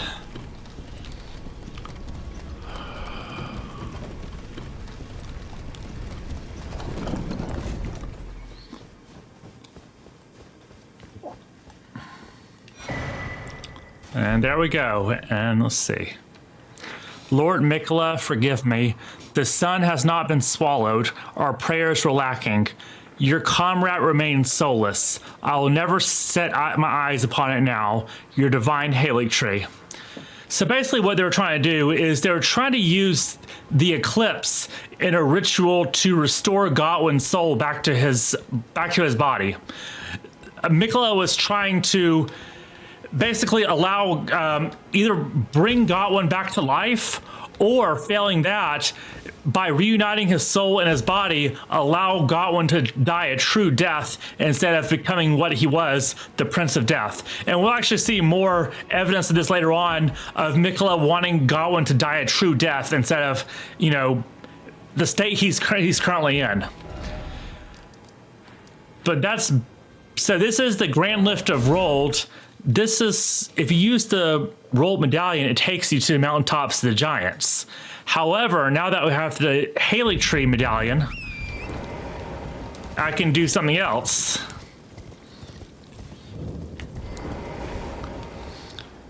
If I switch action, hoist Secret Medallion.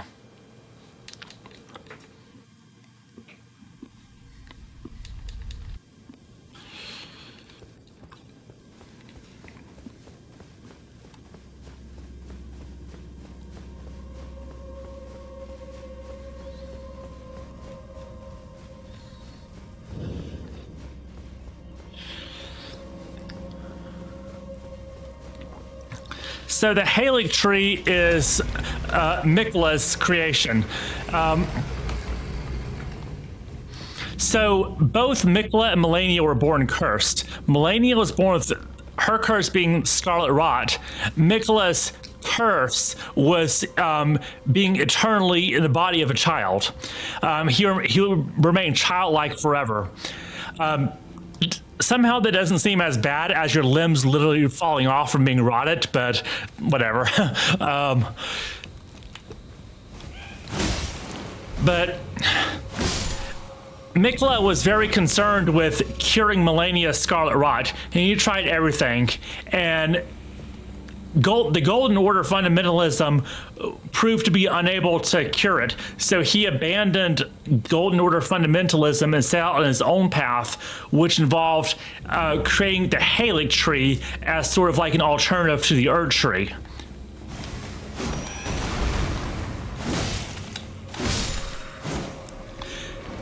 And the Haley Tree became its own sort of thriving society where outcasts of all sorts, like Albinorics, Misbegotten, all sorts of outcasts who are persecuted could come and live in the Haley Tree. And they made their own little society where that's where we'll find Melania. And that's an illusory wall. And by the way, if you ever want to, if you don't want to try every single wall to see which one's illusory, you can use a shackle, and it'll deactivate all the ones in the area. That's a trap in there, and there's nothing worthwhile. So I'm just gonna go down here, and yeah, I'm on an invisible floor, and I should probably show how to, you know, find your way around. Basically, you can sort of guess that the path is going to lead directly into these doorways. So as long as you're sort of, you know, in line with the doorway, you can assume that you're on the invisible path. Same here. We know that the invisible path is going to go down to this doorway.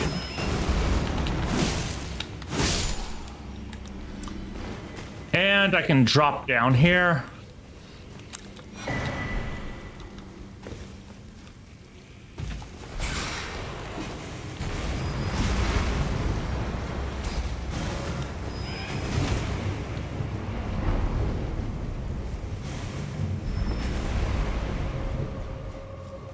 There actually is a much shorter path through this area, but this is where the last death root is going to be located.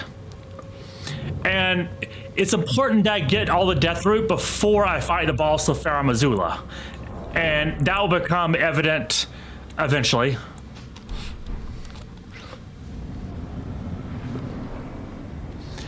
And here's another mimic tier.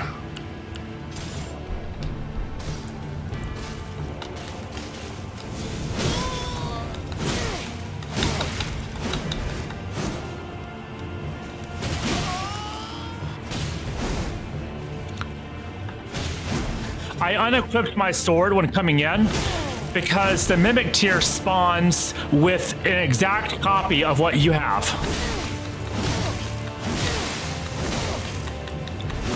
So now I can fight him unarmed.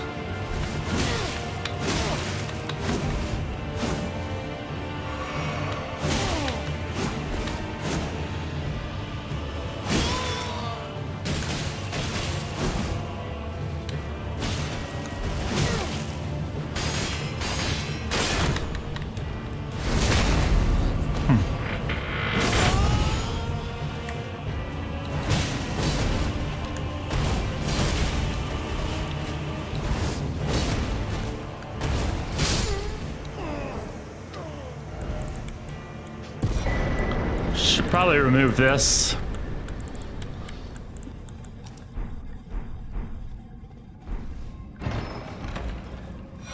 And this is the last death root, I think, unless I missed one. But I'm pretty sure this is the last one.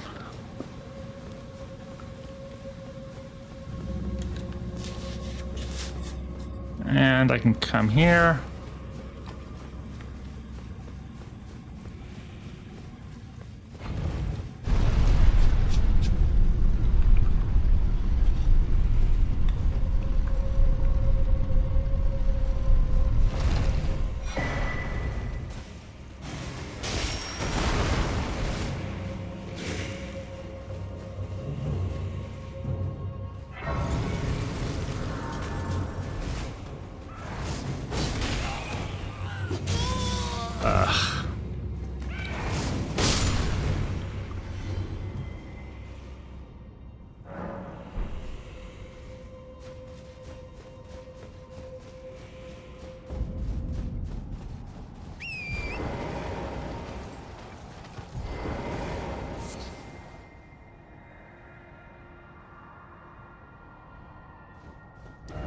Okay, so you can follow these lights to get to the Halic tree, but I don't like to do that.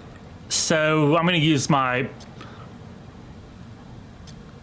map markers and just do it this way. You do have to be careful here because there's cliffs you can fall off, and obviously you have very limited visibility. So you just really have to be careful not to fall off a cliff.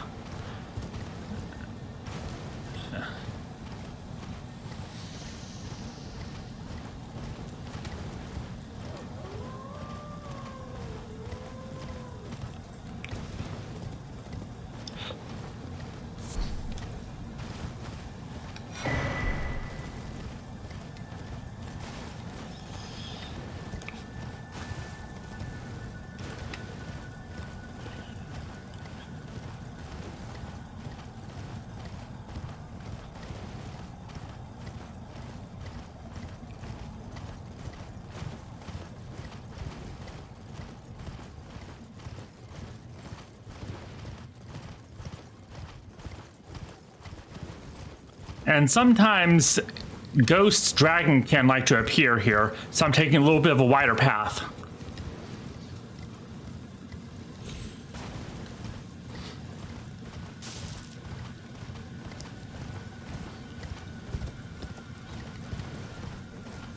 And the visibility is starting to clear up.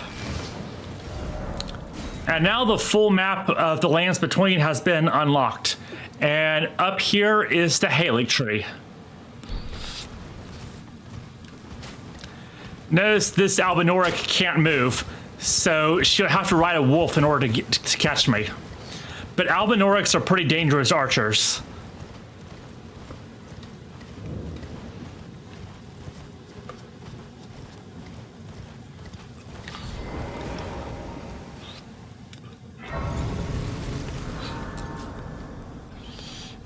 Okay.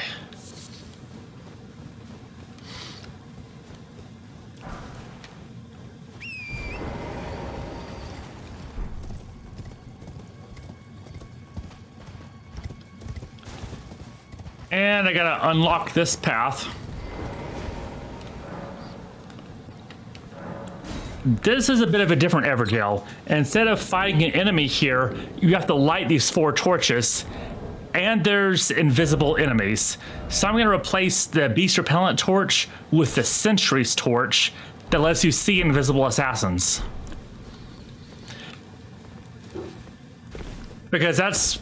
So the Black Knife assassins are bad enough, as is, but now that they're invisible... Like, there's one here, and now I can see it now that I have the torch.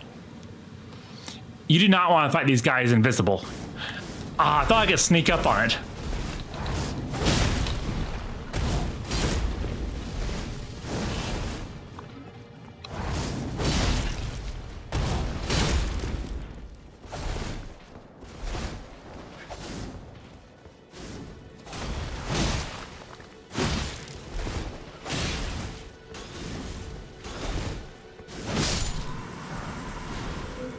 All right.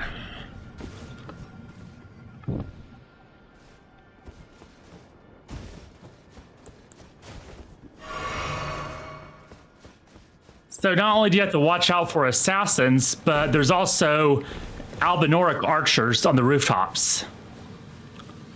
They're not invisible, but they're probably more dangerous.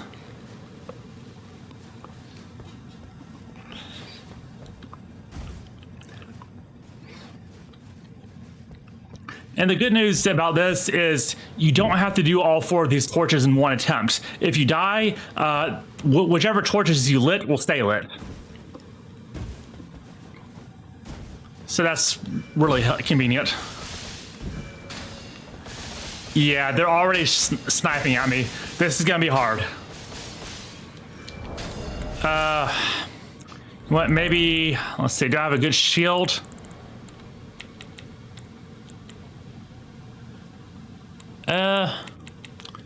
Not a great shield, but the guard boost is... Oh, okay, brass shield. Let me try that.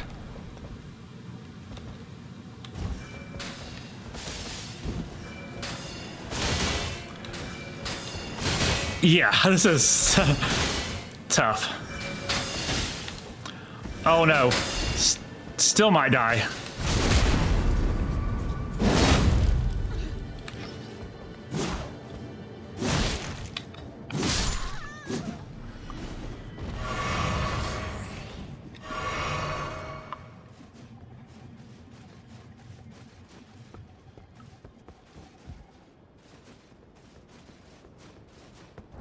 And I don't need this shield anymore.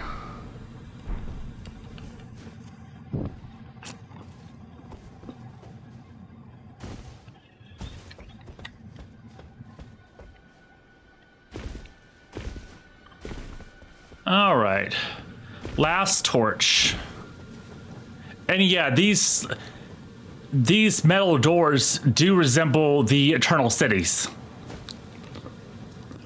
So does the architecture. This looks a lot like Lower Langdell, or like I mentioned before, the Dead Cities of Syria. Oops.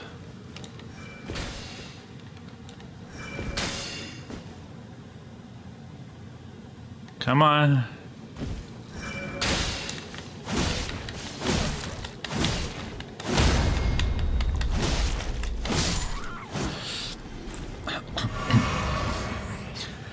pro tip, don't pick a fight with someone if your legs don't work.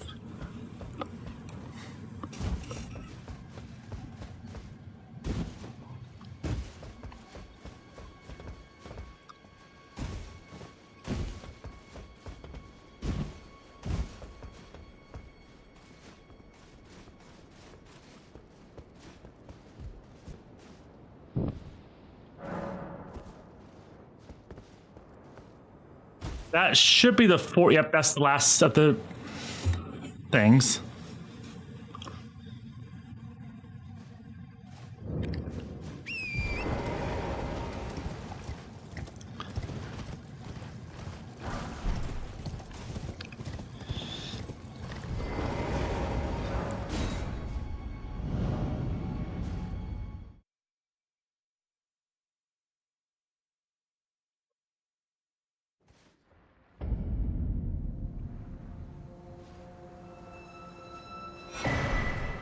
Whoa.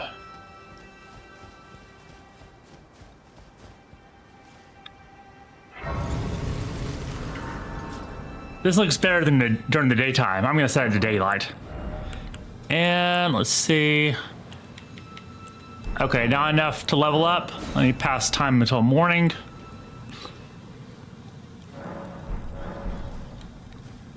Yeah, so this is Miquella's Haley tree.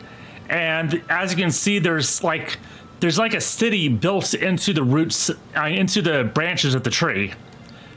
There's a whole civilization here.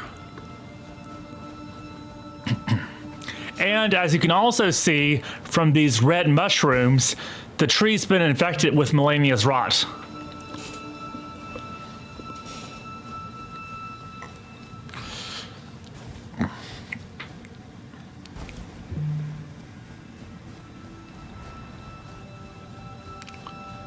And the rot, evidence of the rot infection will get worse as we get nearer to Melania.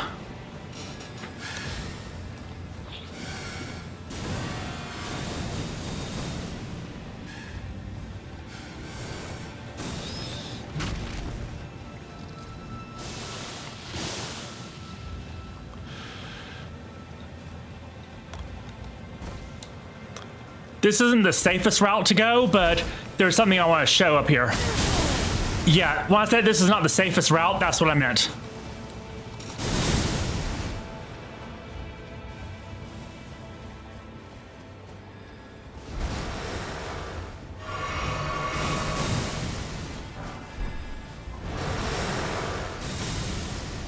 Okay. All right, I'm taking no chances here.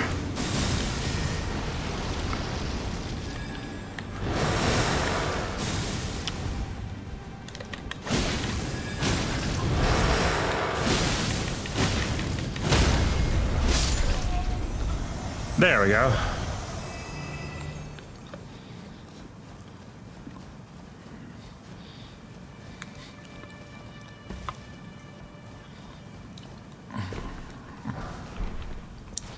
This statue here on the left is Melania.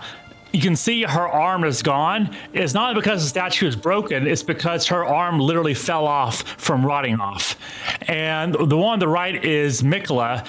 They're the same age, they're twins, but he's eternally in the form of a child. And this statue is supposed to depict that they're suffering from their curses.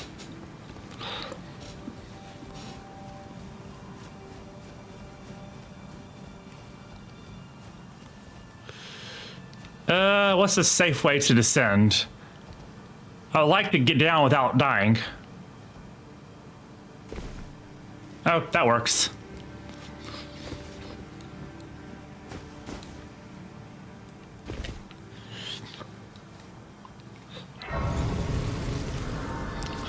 All right, and before I forget, I definitely need to change this wondrous physic. And I'll change it to strength knot.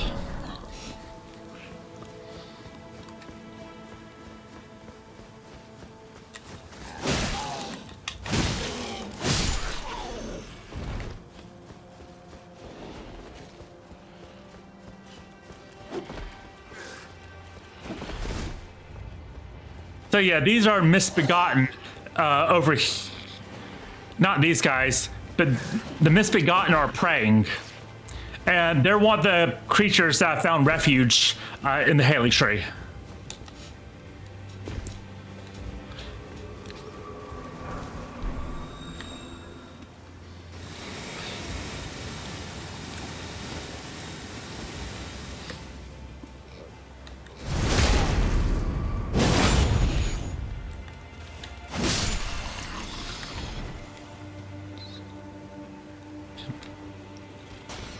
I was hoping not to get his attention.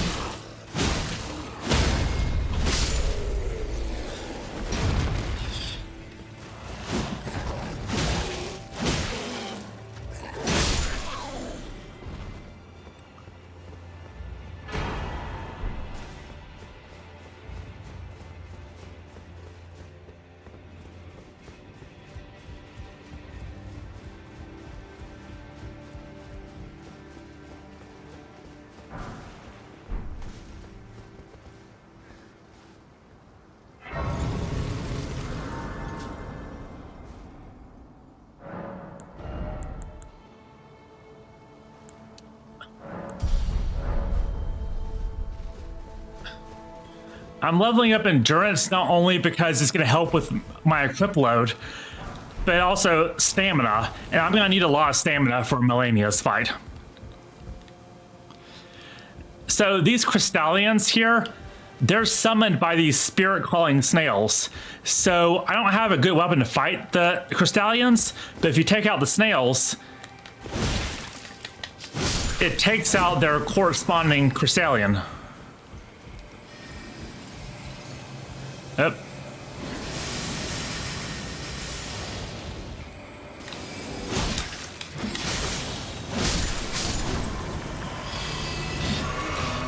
Oh no.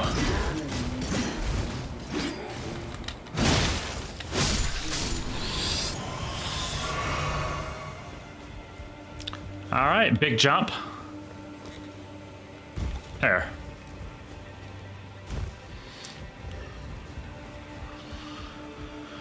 And yeah, these guys are heavily infected with Scarlet Rot.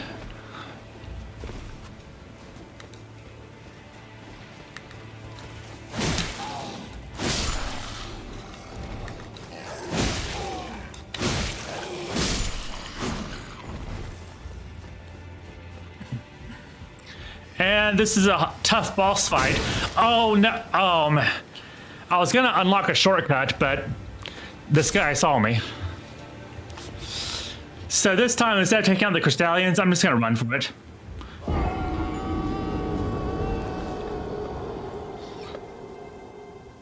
There's a shortcut I can unlock.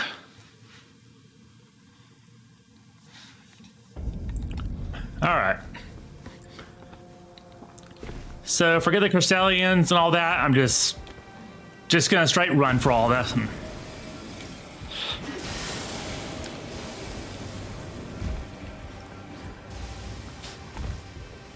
Okay, that was easy.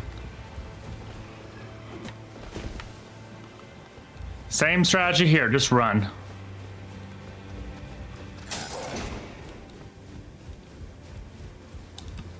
And jump like that. And this elevator will now go back up and unlock a shortcut.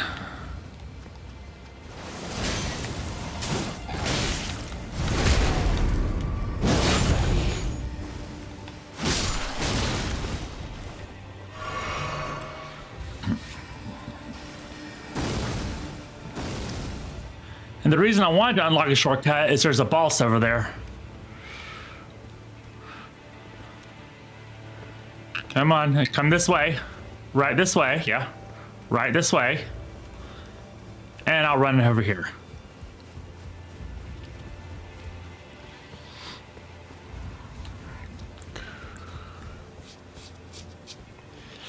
So, in Quarian Manor, we follow a projection of Loretta. This is the real Loretta.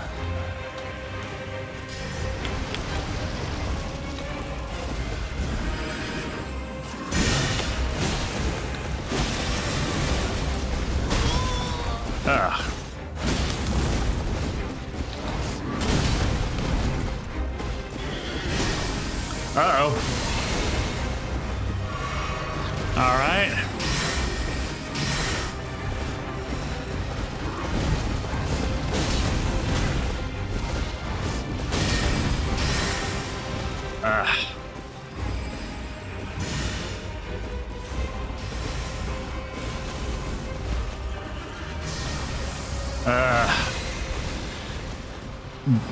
That bow attack can do a lot of damage. And so can that.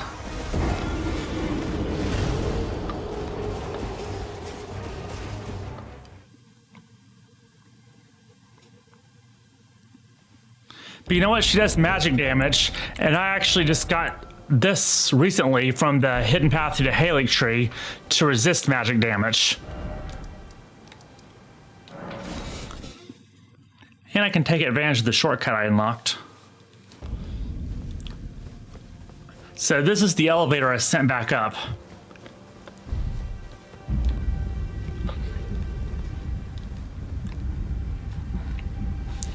And when you're fighting a difficult boss, always send the elevator back up after you. It saves time on your runbacks. Hopefully there won't be too many runbacks here, because this usually isn't that. This is usually a pretty manageable fight. Just got caught off guard by that halberd attack.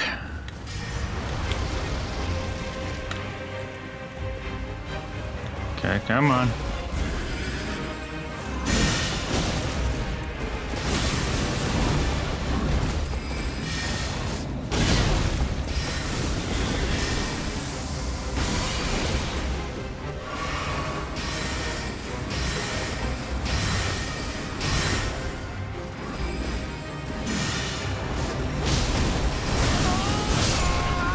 Okay, again. I was mid-animation when she started the attack.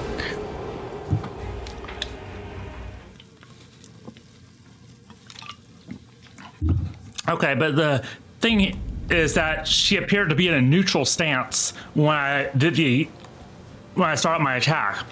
So maybe I should probably wait till she's stuck in an animation for me to do that. I'll stick with light attacks when she's neutral.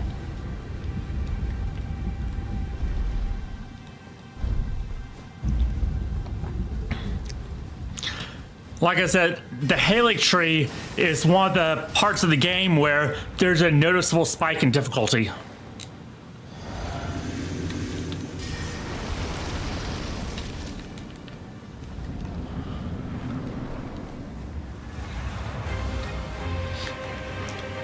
Come on.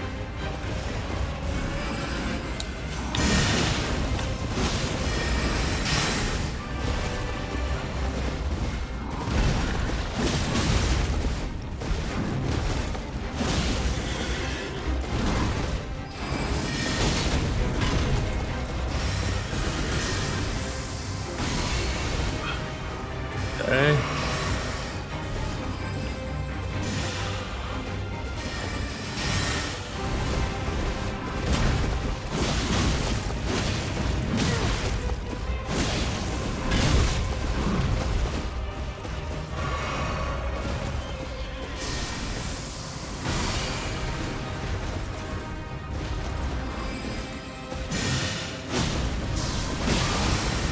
Ha!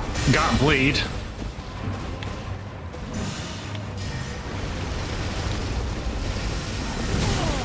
Ah.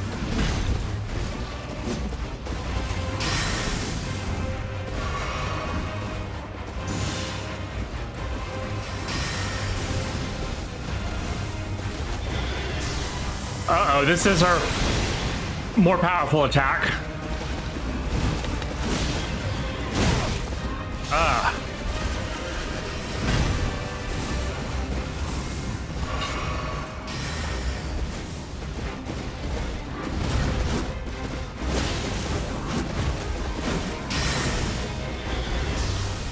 Oh no. Yeah, that thing can usually one-shot you if it hits. And there's the halberd attack that keeps getting me.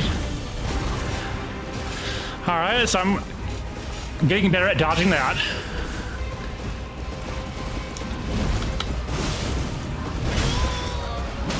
But not that.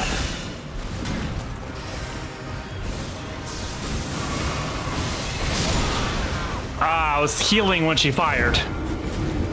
Okay, but I got her down most of her health.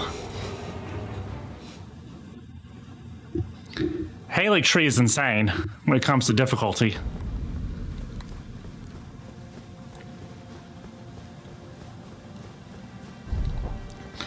But the weird part is in previous playthroughs, I didn't usually have this much trouble with Loretta. But I was also higher level then too. That could be why, actually. I'm level 124, yeah. Actually, no, 124 is pretty reasonable for previous playthroughs. Because I've beaten Melania around like level 130 before.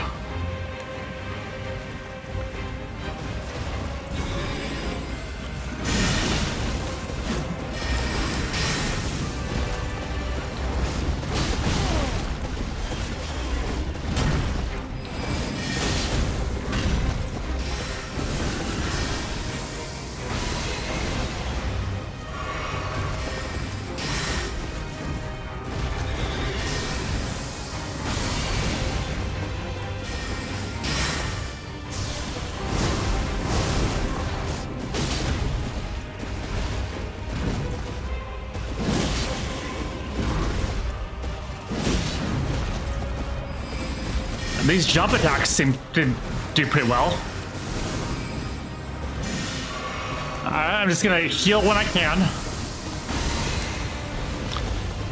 Because her attacks do a lot of damage. Okay, doing better. But now she's gonna start using her great bow attack.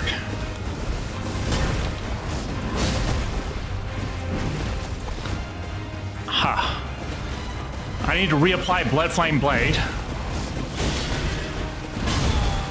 Okay, I was stuck in an animation there. Oh no. I survived. Okay, I was stuck in an animation for healing.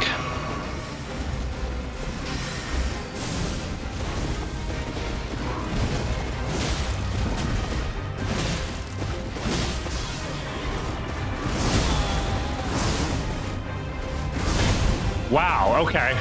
That was a new move. I haven't seen that one before.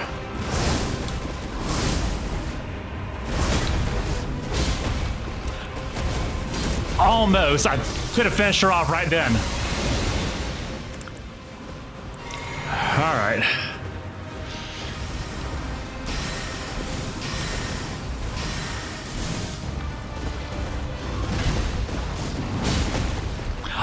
What? That didn't kill her?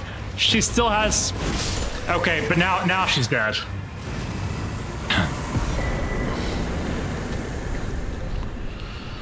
Oh, wow.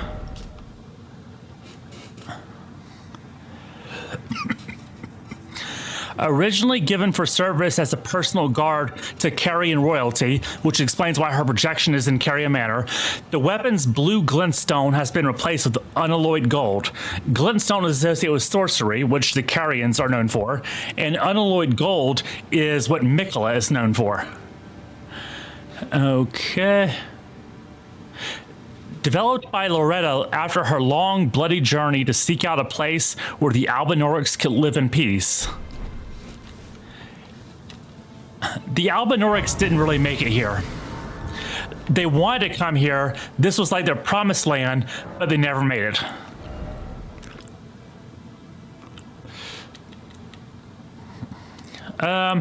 Maybe some strength will help. Well, that was extremely tough.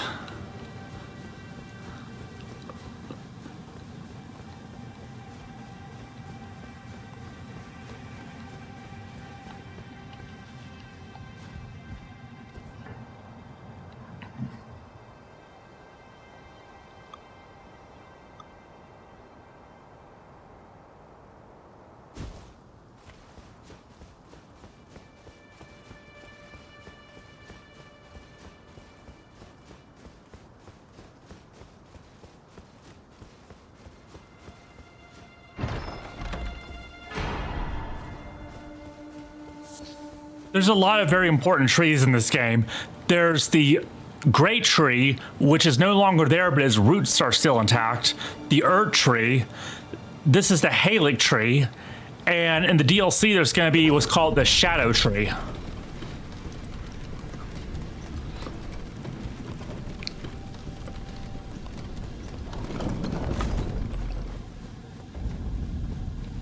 And this is the main civilization.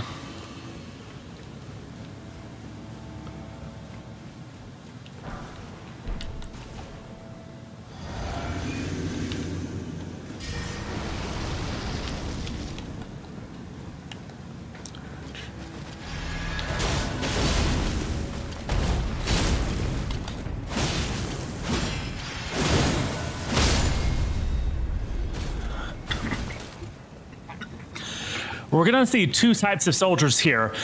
The Clean Rot Knights, they serve Melania, but then there's the Halic Tree Knights that serve Mikola. They're both on the same side, so I mean, for all intents and purposes, it doesn't matter that much.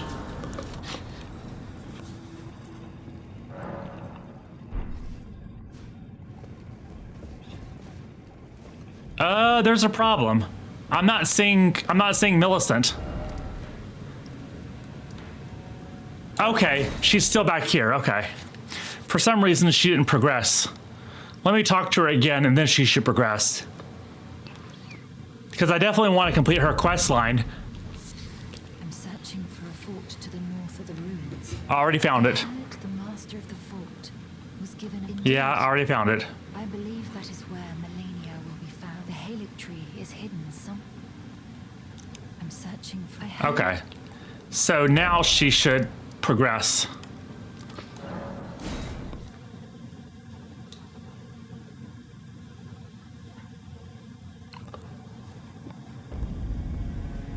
Yep, here she is. Again we meet.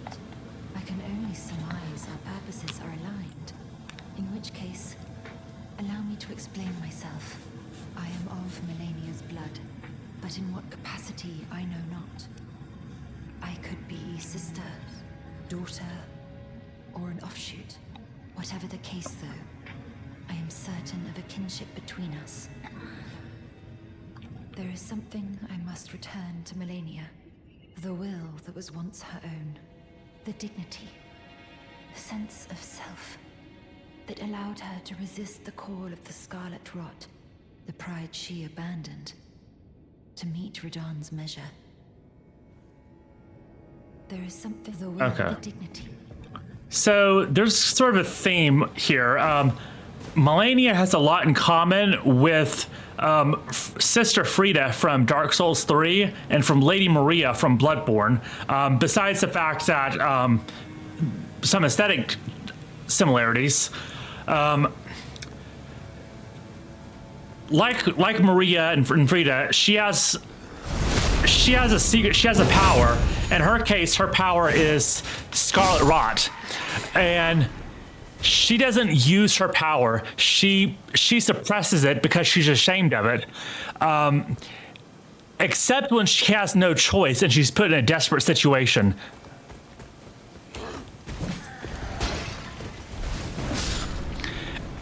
And unfortunately, when we fight her, that's gonna put her in a desperate situation.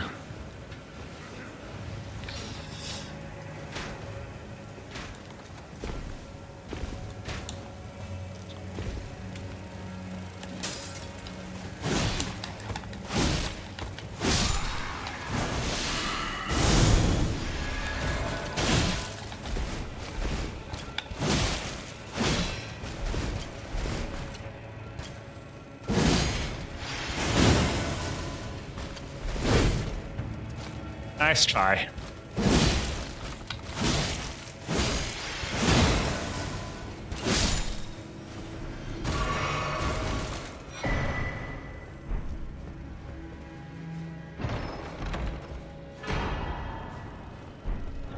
If you're trophy hunting, this is one of the legendary spirit ashes. She was the Clean Rot Knight who carried Melania back to the Halic Tree after the battle with Radahn.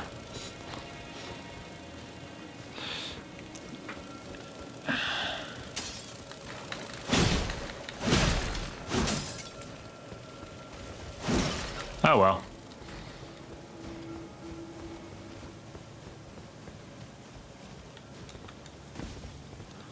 There's something here.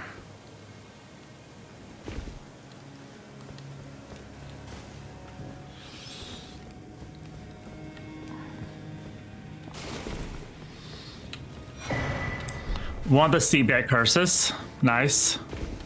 How many do I have? Okay, I got 5. There's 6 in the game, but you only need 5 in order to complete the Dung Eater's quest line.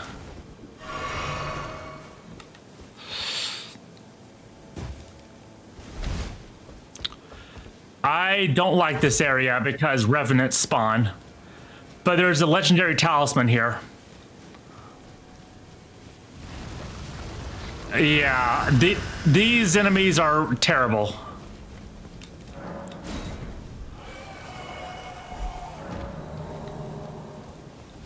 All right, and if you're trophy hunting, this is one of the legendary talismans. Okay. It functions the same way as Radagon's Source Seal, except it increases different stats.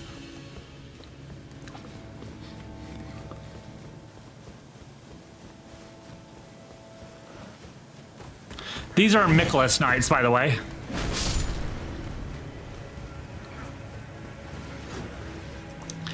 And yeah, some of them are literally blowing themselves up. They're the ones with the glowing in their chest, they explode. They're basically suicide bombers. And there's a reason they're so devoted to Miquella that they're willing to kill them. They're willing to blow themselves up for that purpose. And that's because Miquella is able to charm people. People who come in contact with Miquella are bewitched, and they will do anything for him. They're basically brainwashed. And this is the last seabed curse.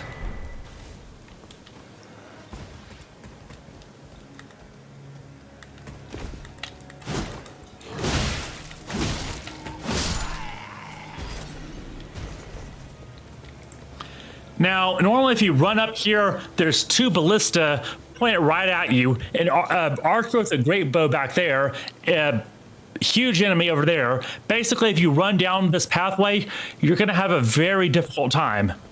So I'm not going to run down that pathway. I'm going to sneak by him by going this way. Still going to have to fight some enemies, but it won't be as bad.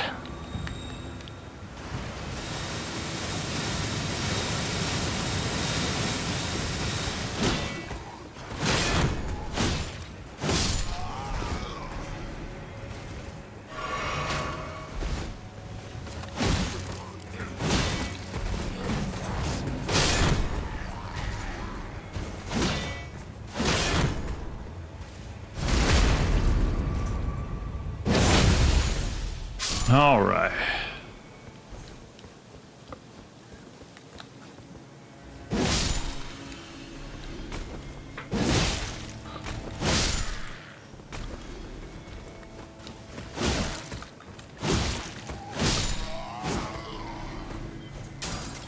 Now, like in Lanedale, there were basins to collect sap from the Erd Tree to be used as blessings from America.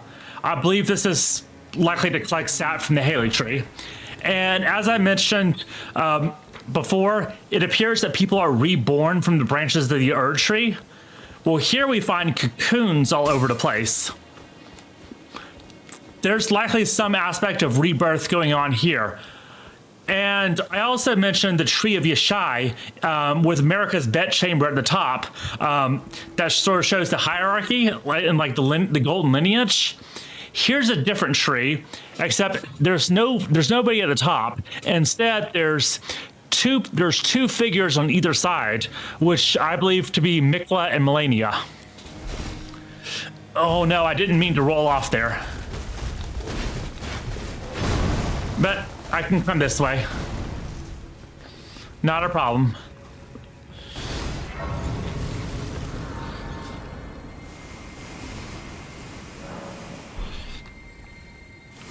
Oops.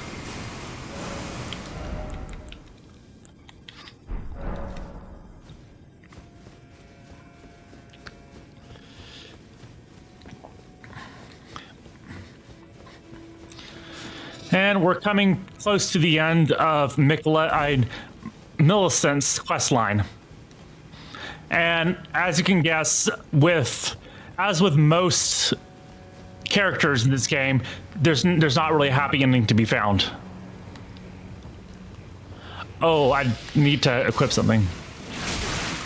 Oh, wow, this can go around corners. Nice.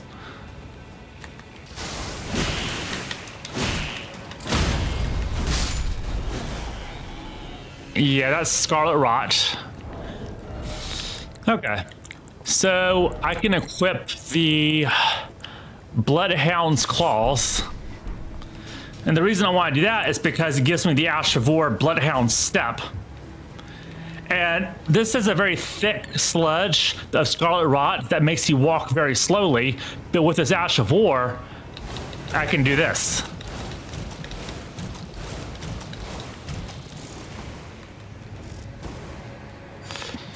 Okay, I'm still probably gonna get infested, but you know what? I'll just use a preserving bolus.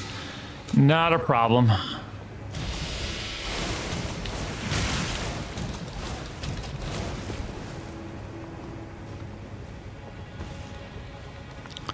There.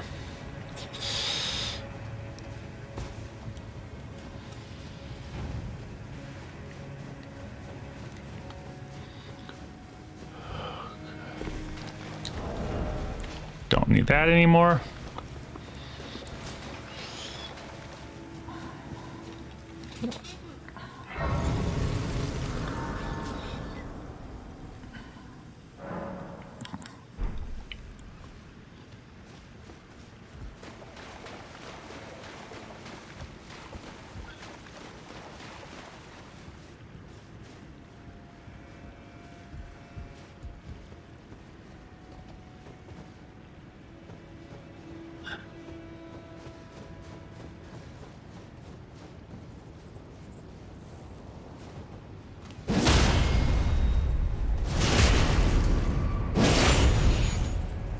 It's still alive?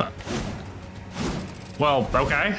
That usually, I thought that'd be enough to finish it off. Wow, okay.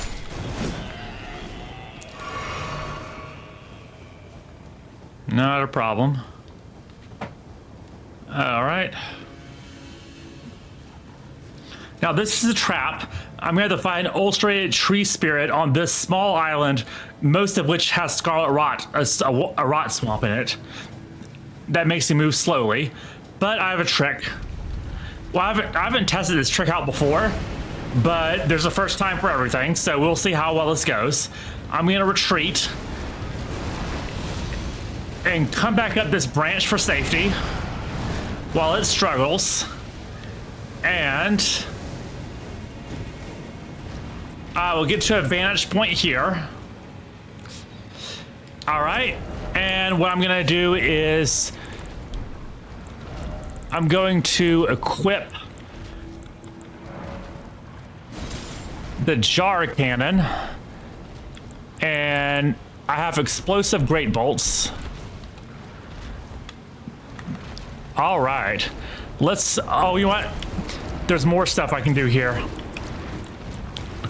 Ritual Sword Talisman raises attack power and HP is at maximum. I'm going to keep my HP at the maximum. Arrow Sting Talisman raises attack power of arrows and bolts. Arrow's Reach Talisman. And what else can I do here?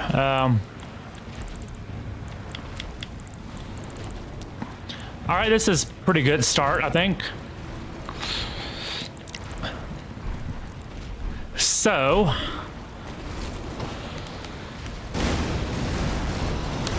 okay, that did not do as much damage as I was expecting. I really thought it was going to do more damage. Oh well.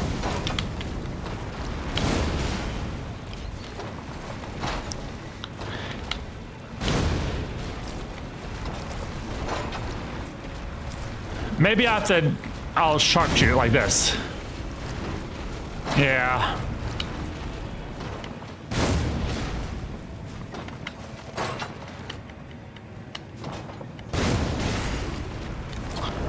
You know what? No.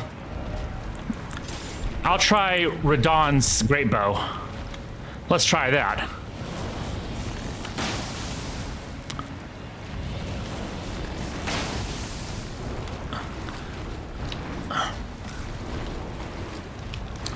Okay, well, we'll try this then. Oh, nice. Okay.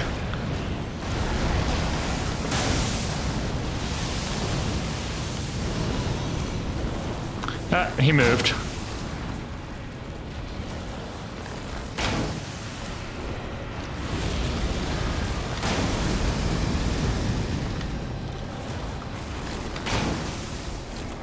Okay, I'm getting there. Mostly done.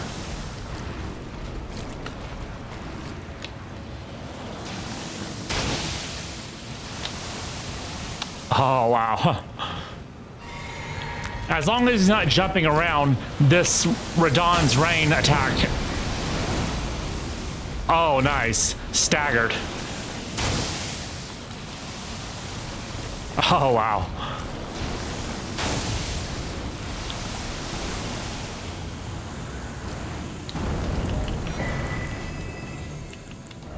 All right.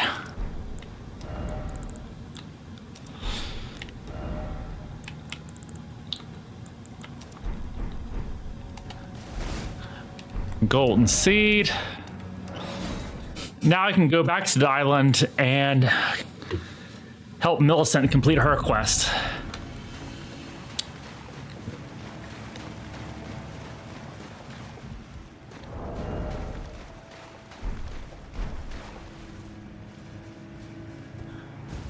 Oh, but I can level up actually. Yeah. This is a dangerous part, so I could lose runes. So I might as well level up now. Let's see, I'm gonna be at level 127, pretty good.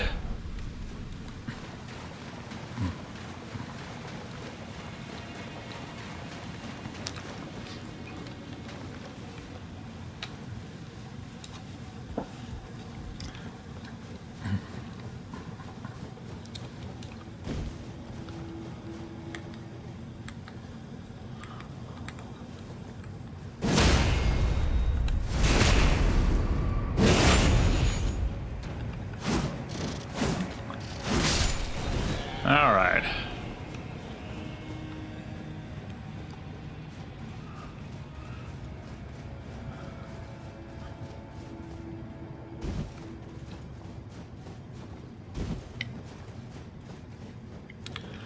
Now there's two ways you can do this. You can help Millicent, or you can help her sisters kill Millicent. Gowry wants you to help the sisters attack Millicent because he's thinking that when Millicent is betrayed by you, the stress of the betrayal is going to cause her to bloom like Melania blooms when she's under great stress. That's what Gowry's won because he's part of the kindred of Rot and they worship the Rot and they worship Melania as a goddess. So he wants you to betray Millicent. But if you do that, you're not going to be able to complete her quest line satisfactory, and you won't be able to get Mikla's needle to undo the Frenzy Flame. So I'm going to help Millicent.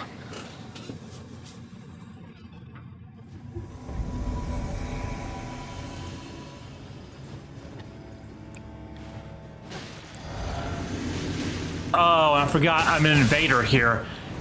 Well, actually it shouldn't... Okay, yeah. I don't know why it's counting me as an invader. Oh, no.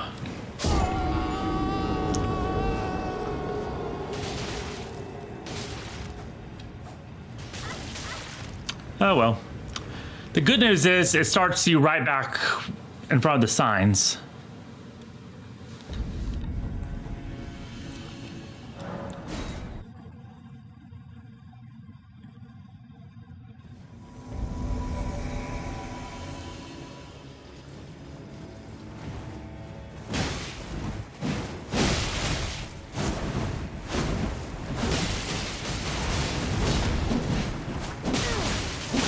Wow, okay, stop.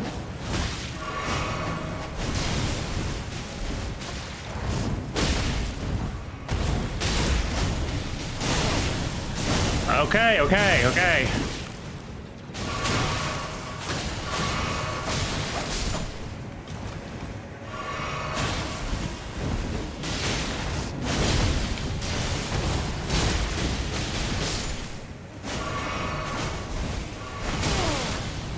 All right.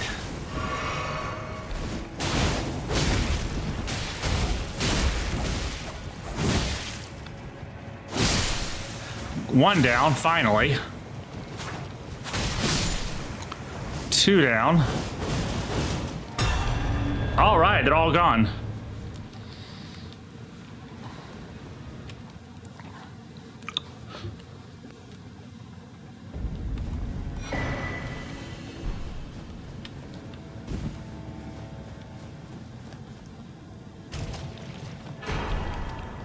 Great glove. Grave glove ward.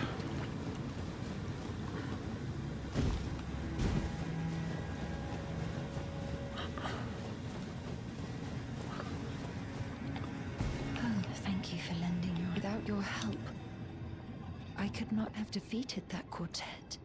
I feel as if I've been in... That's a weird word for people to use in that context.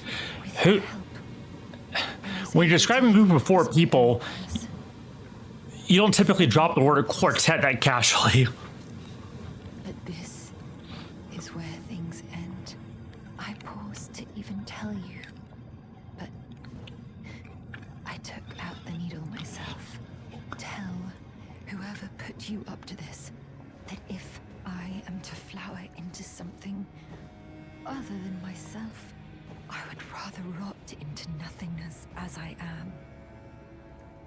So this goes into the recurring theme here of people taking agency back for themselves. You could save Melina, but she chooses not to. She doesn't want you to save her. Ronnie, of course, is the epitome of taking control back of your own destiny. And now Millicent is doing the same. She took out the needle because she would rather die as she is than become something she's not. So instead of going back to the side of grace, I can just quit out and enter back in.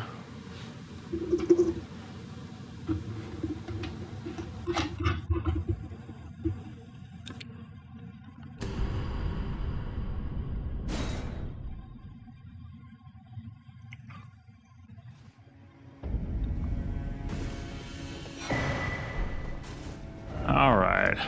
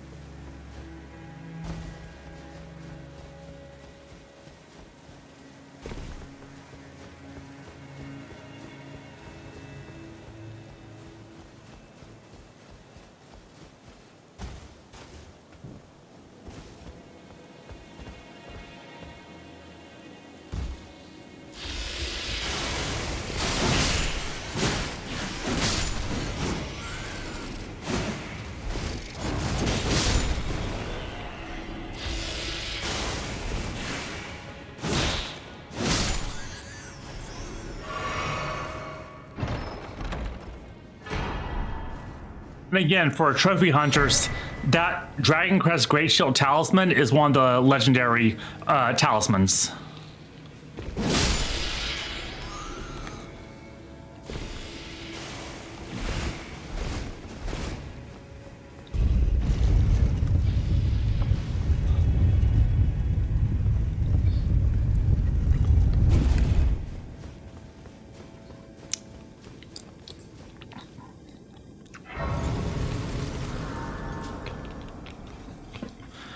Okay, so I'm not going to fight Melania this stream.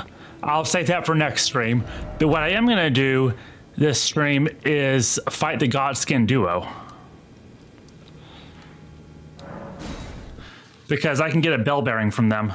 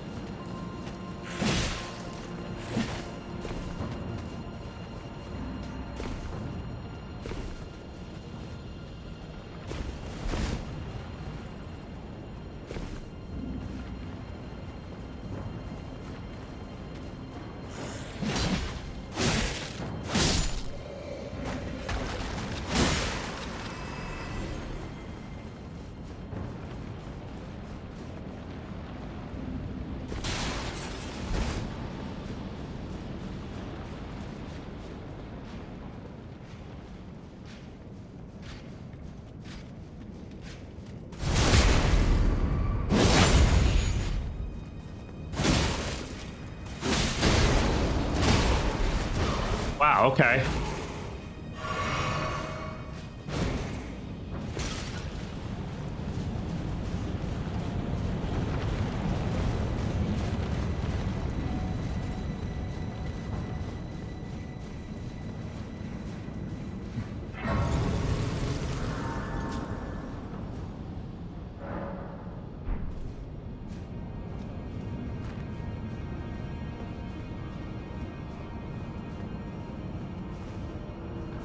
All right, here's a tough fight up ahead.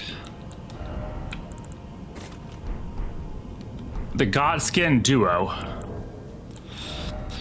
And let me just craft some more of these. Okay. And I can summon Bernal for this.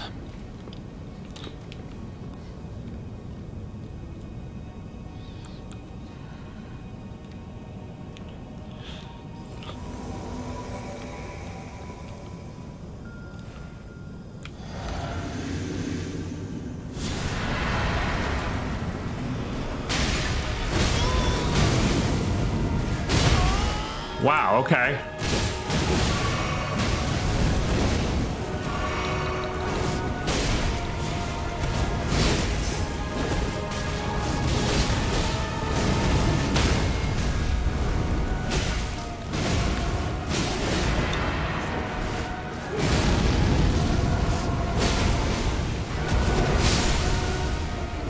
Nice.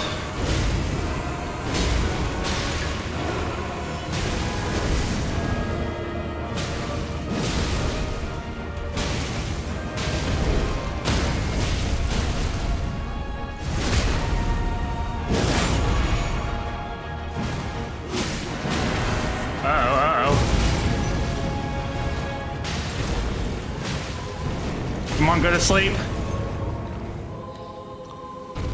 All right.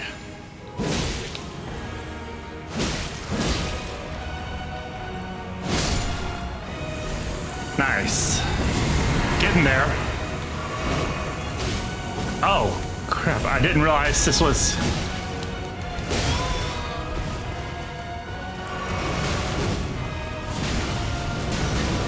Missed, really? I keep missing. And these things cost FP to throw.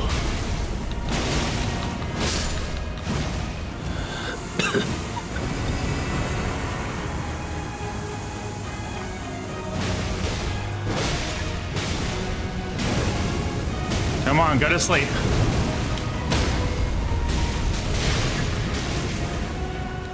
This...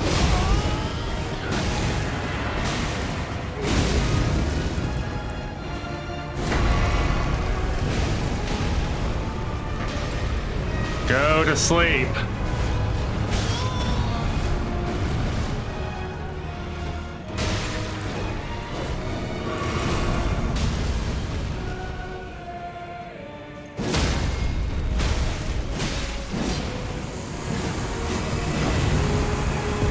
And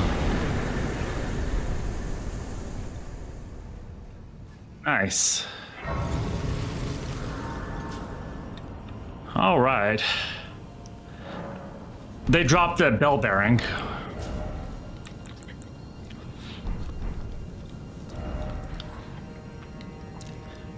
And this is one of the final things. I'm going to talk to Garank and give him the last death route.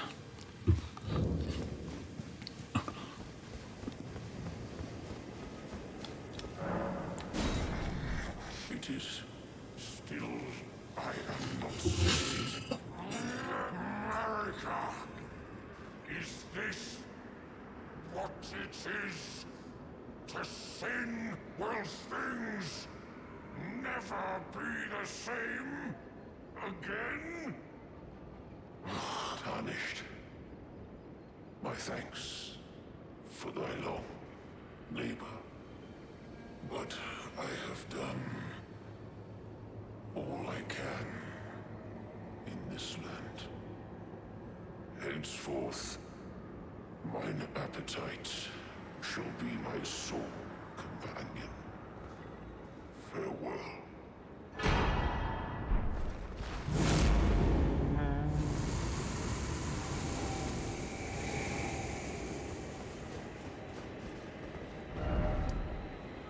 All right, so I think that's gonna do it for this stream. Next stream is Melania. I'm not looking forward to that, but well, it's gonna be a challenge. I'll just say that. So I look forward to seeing everyone next stream for Melania. That'll probably be Saturday. This coming Wednesday is going to be my first stream of Legend of Zelda Twilight Princess HD for the Wii U. But yeah, I'll have to mentally prepare for Melania. Well, thank you for coming to this stream and look forward to seeing people next time.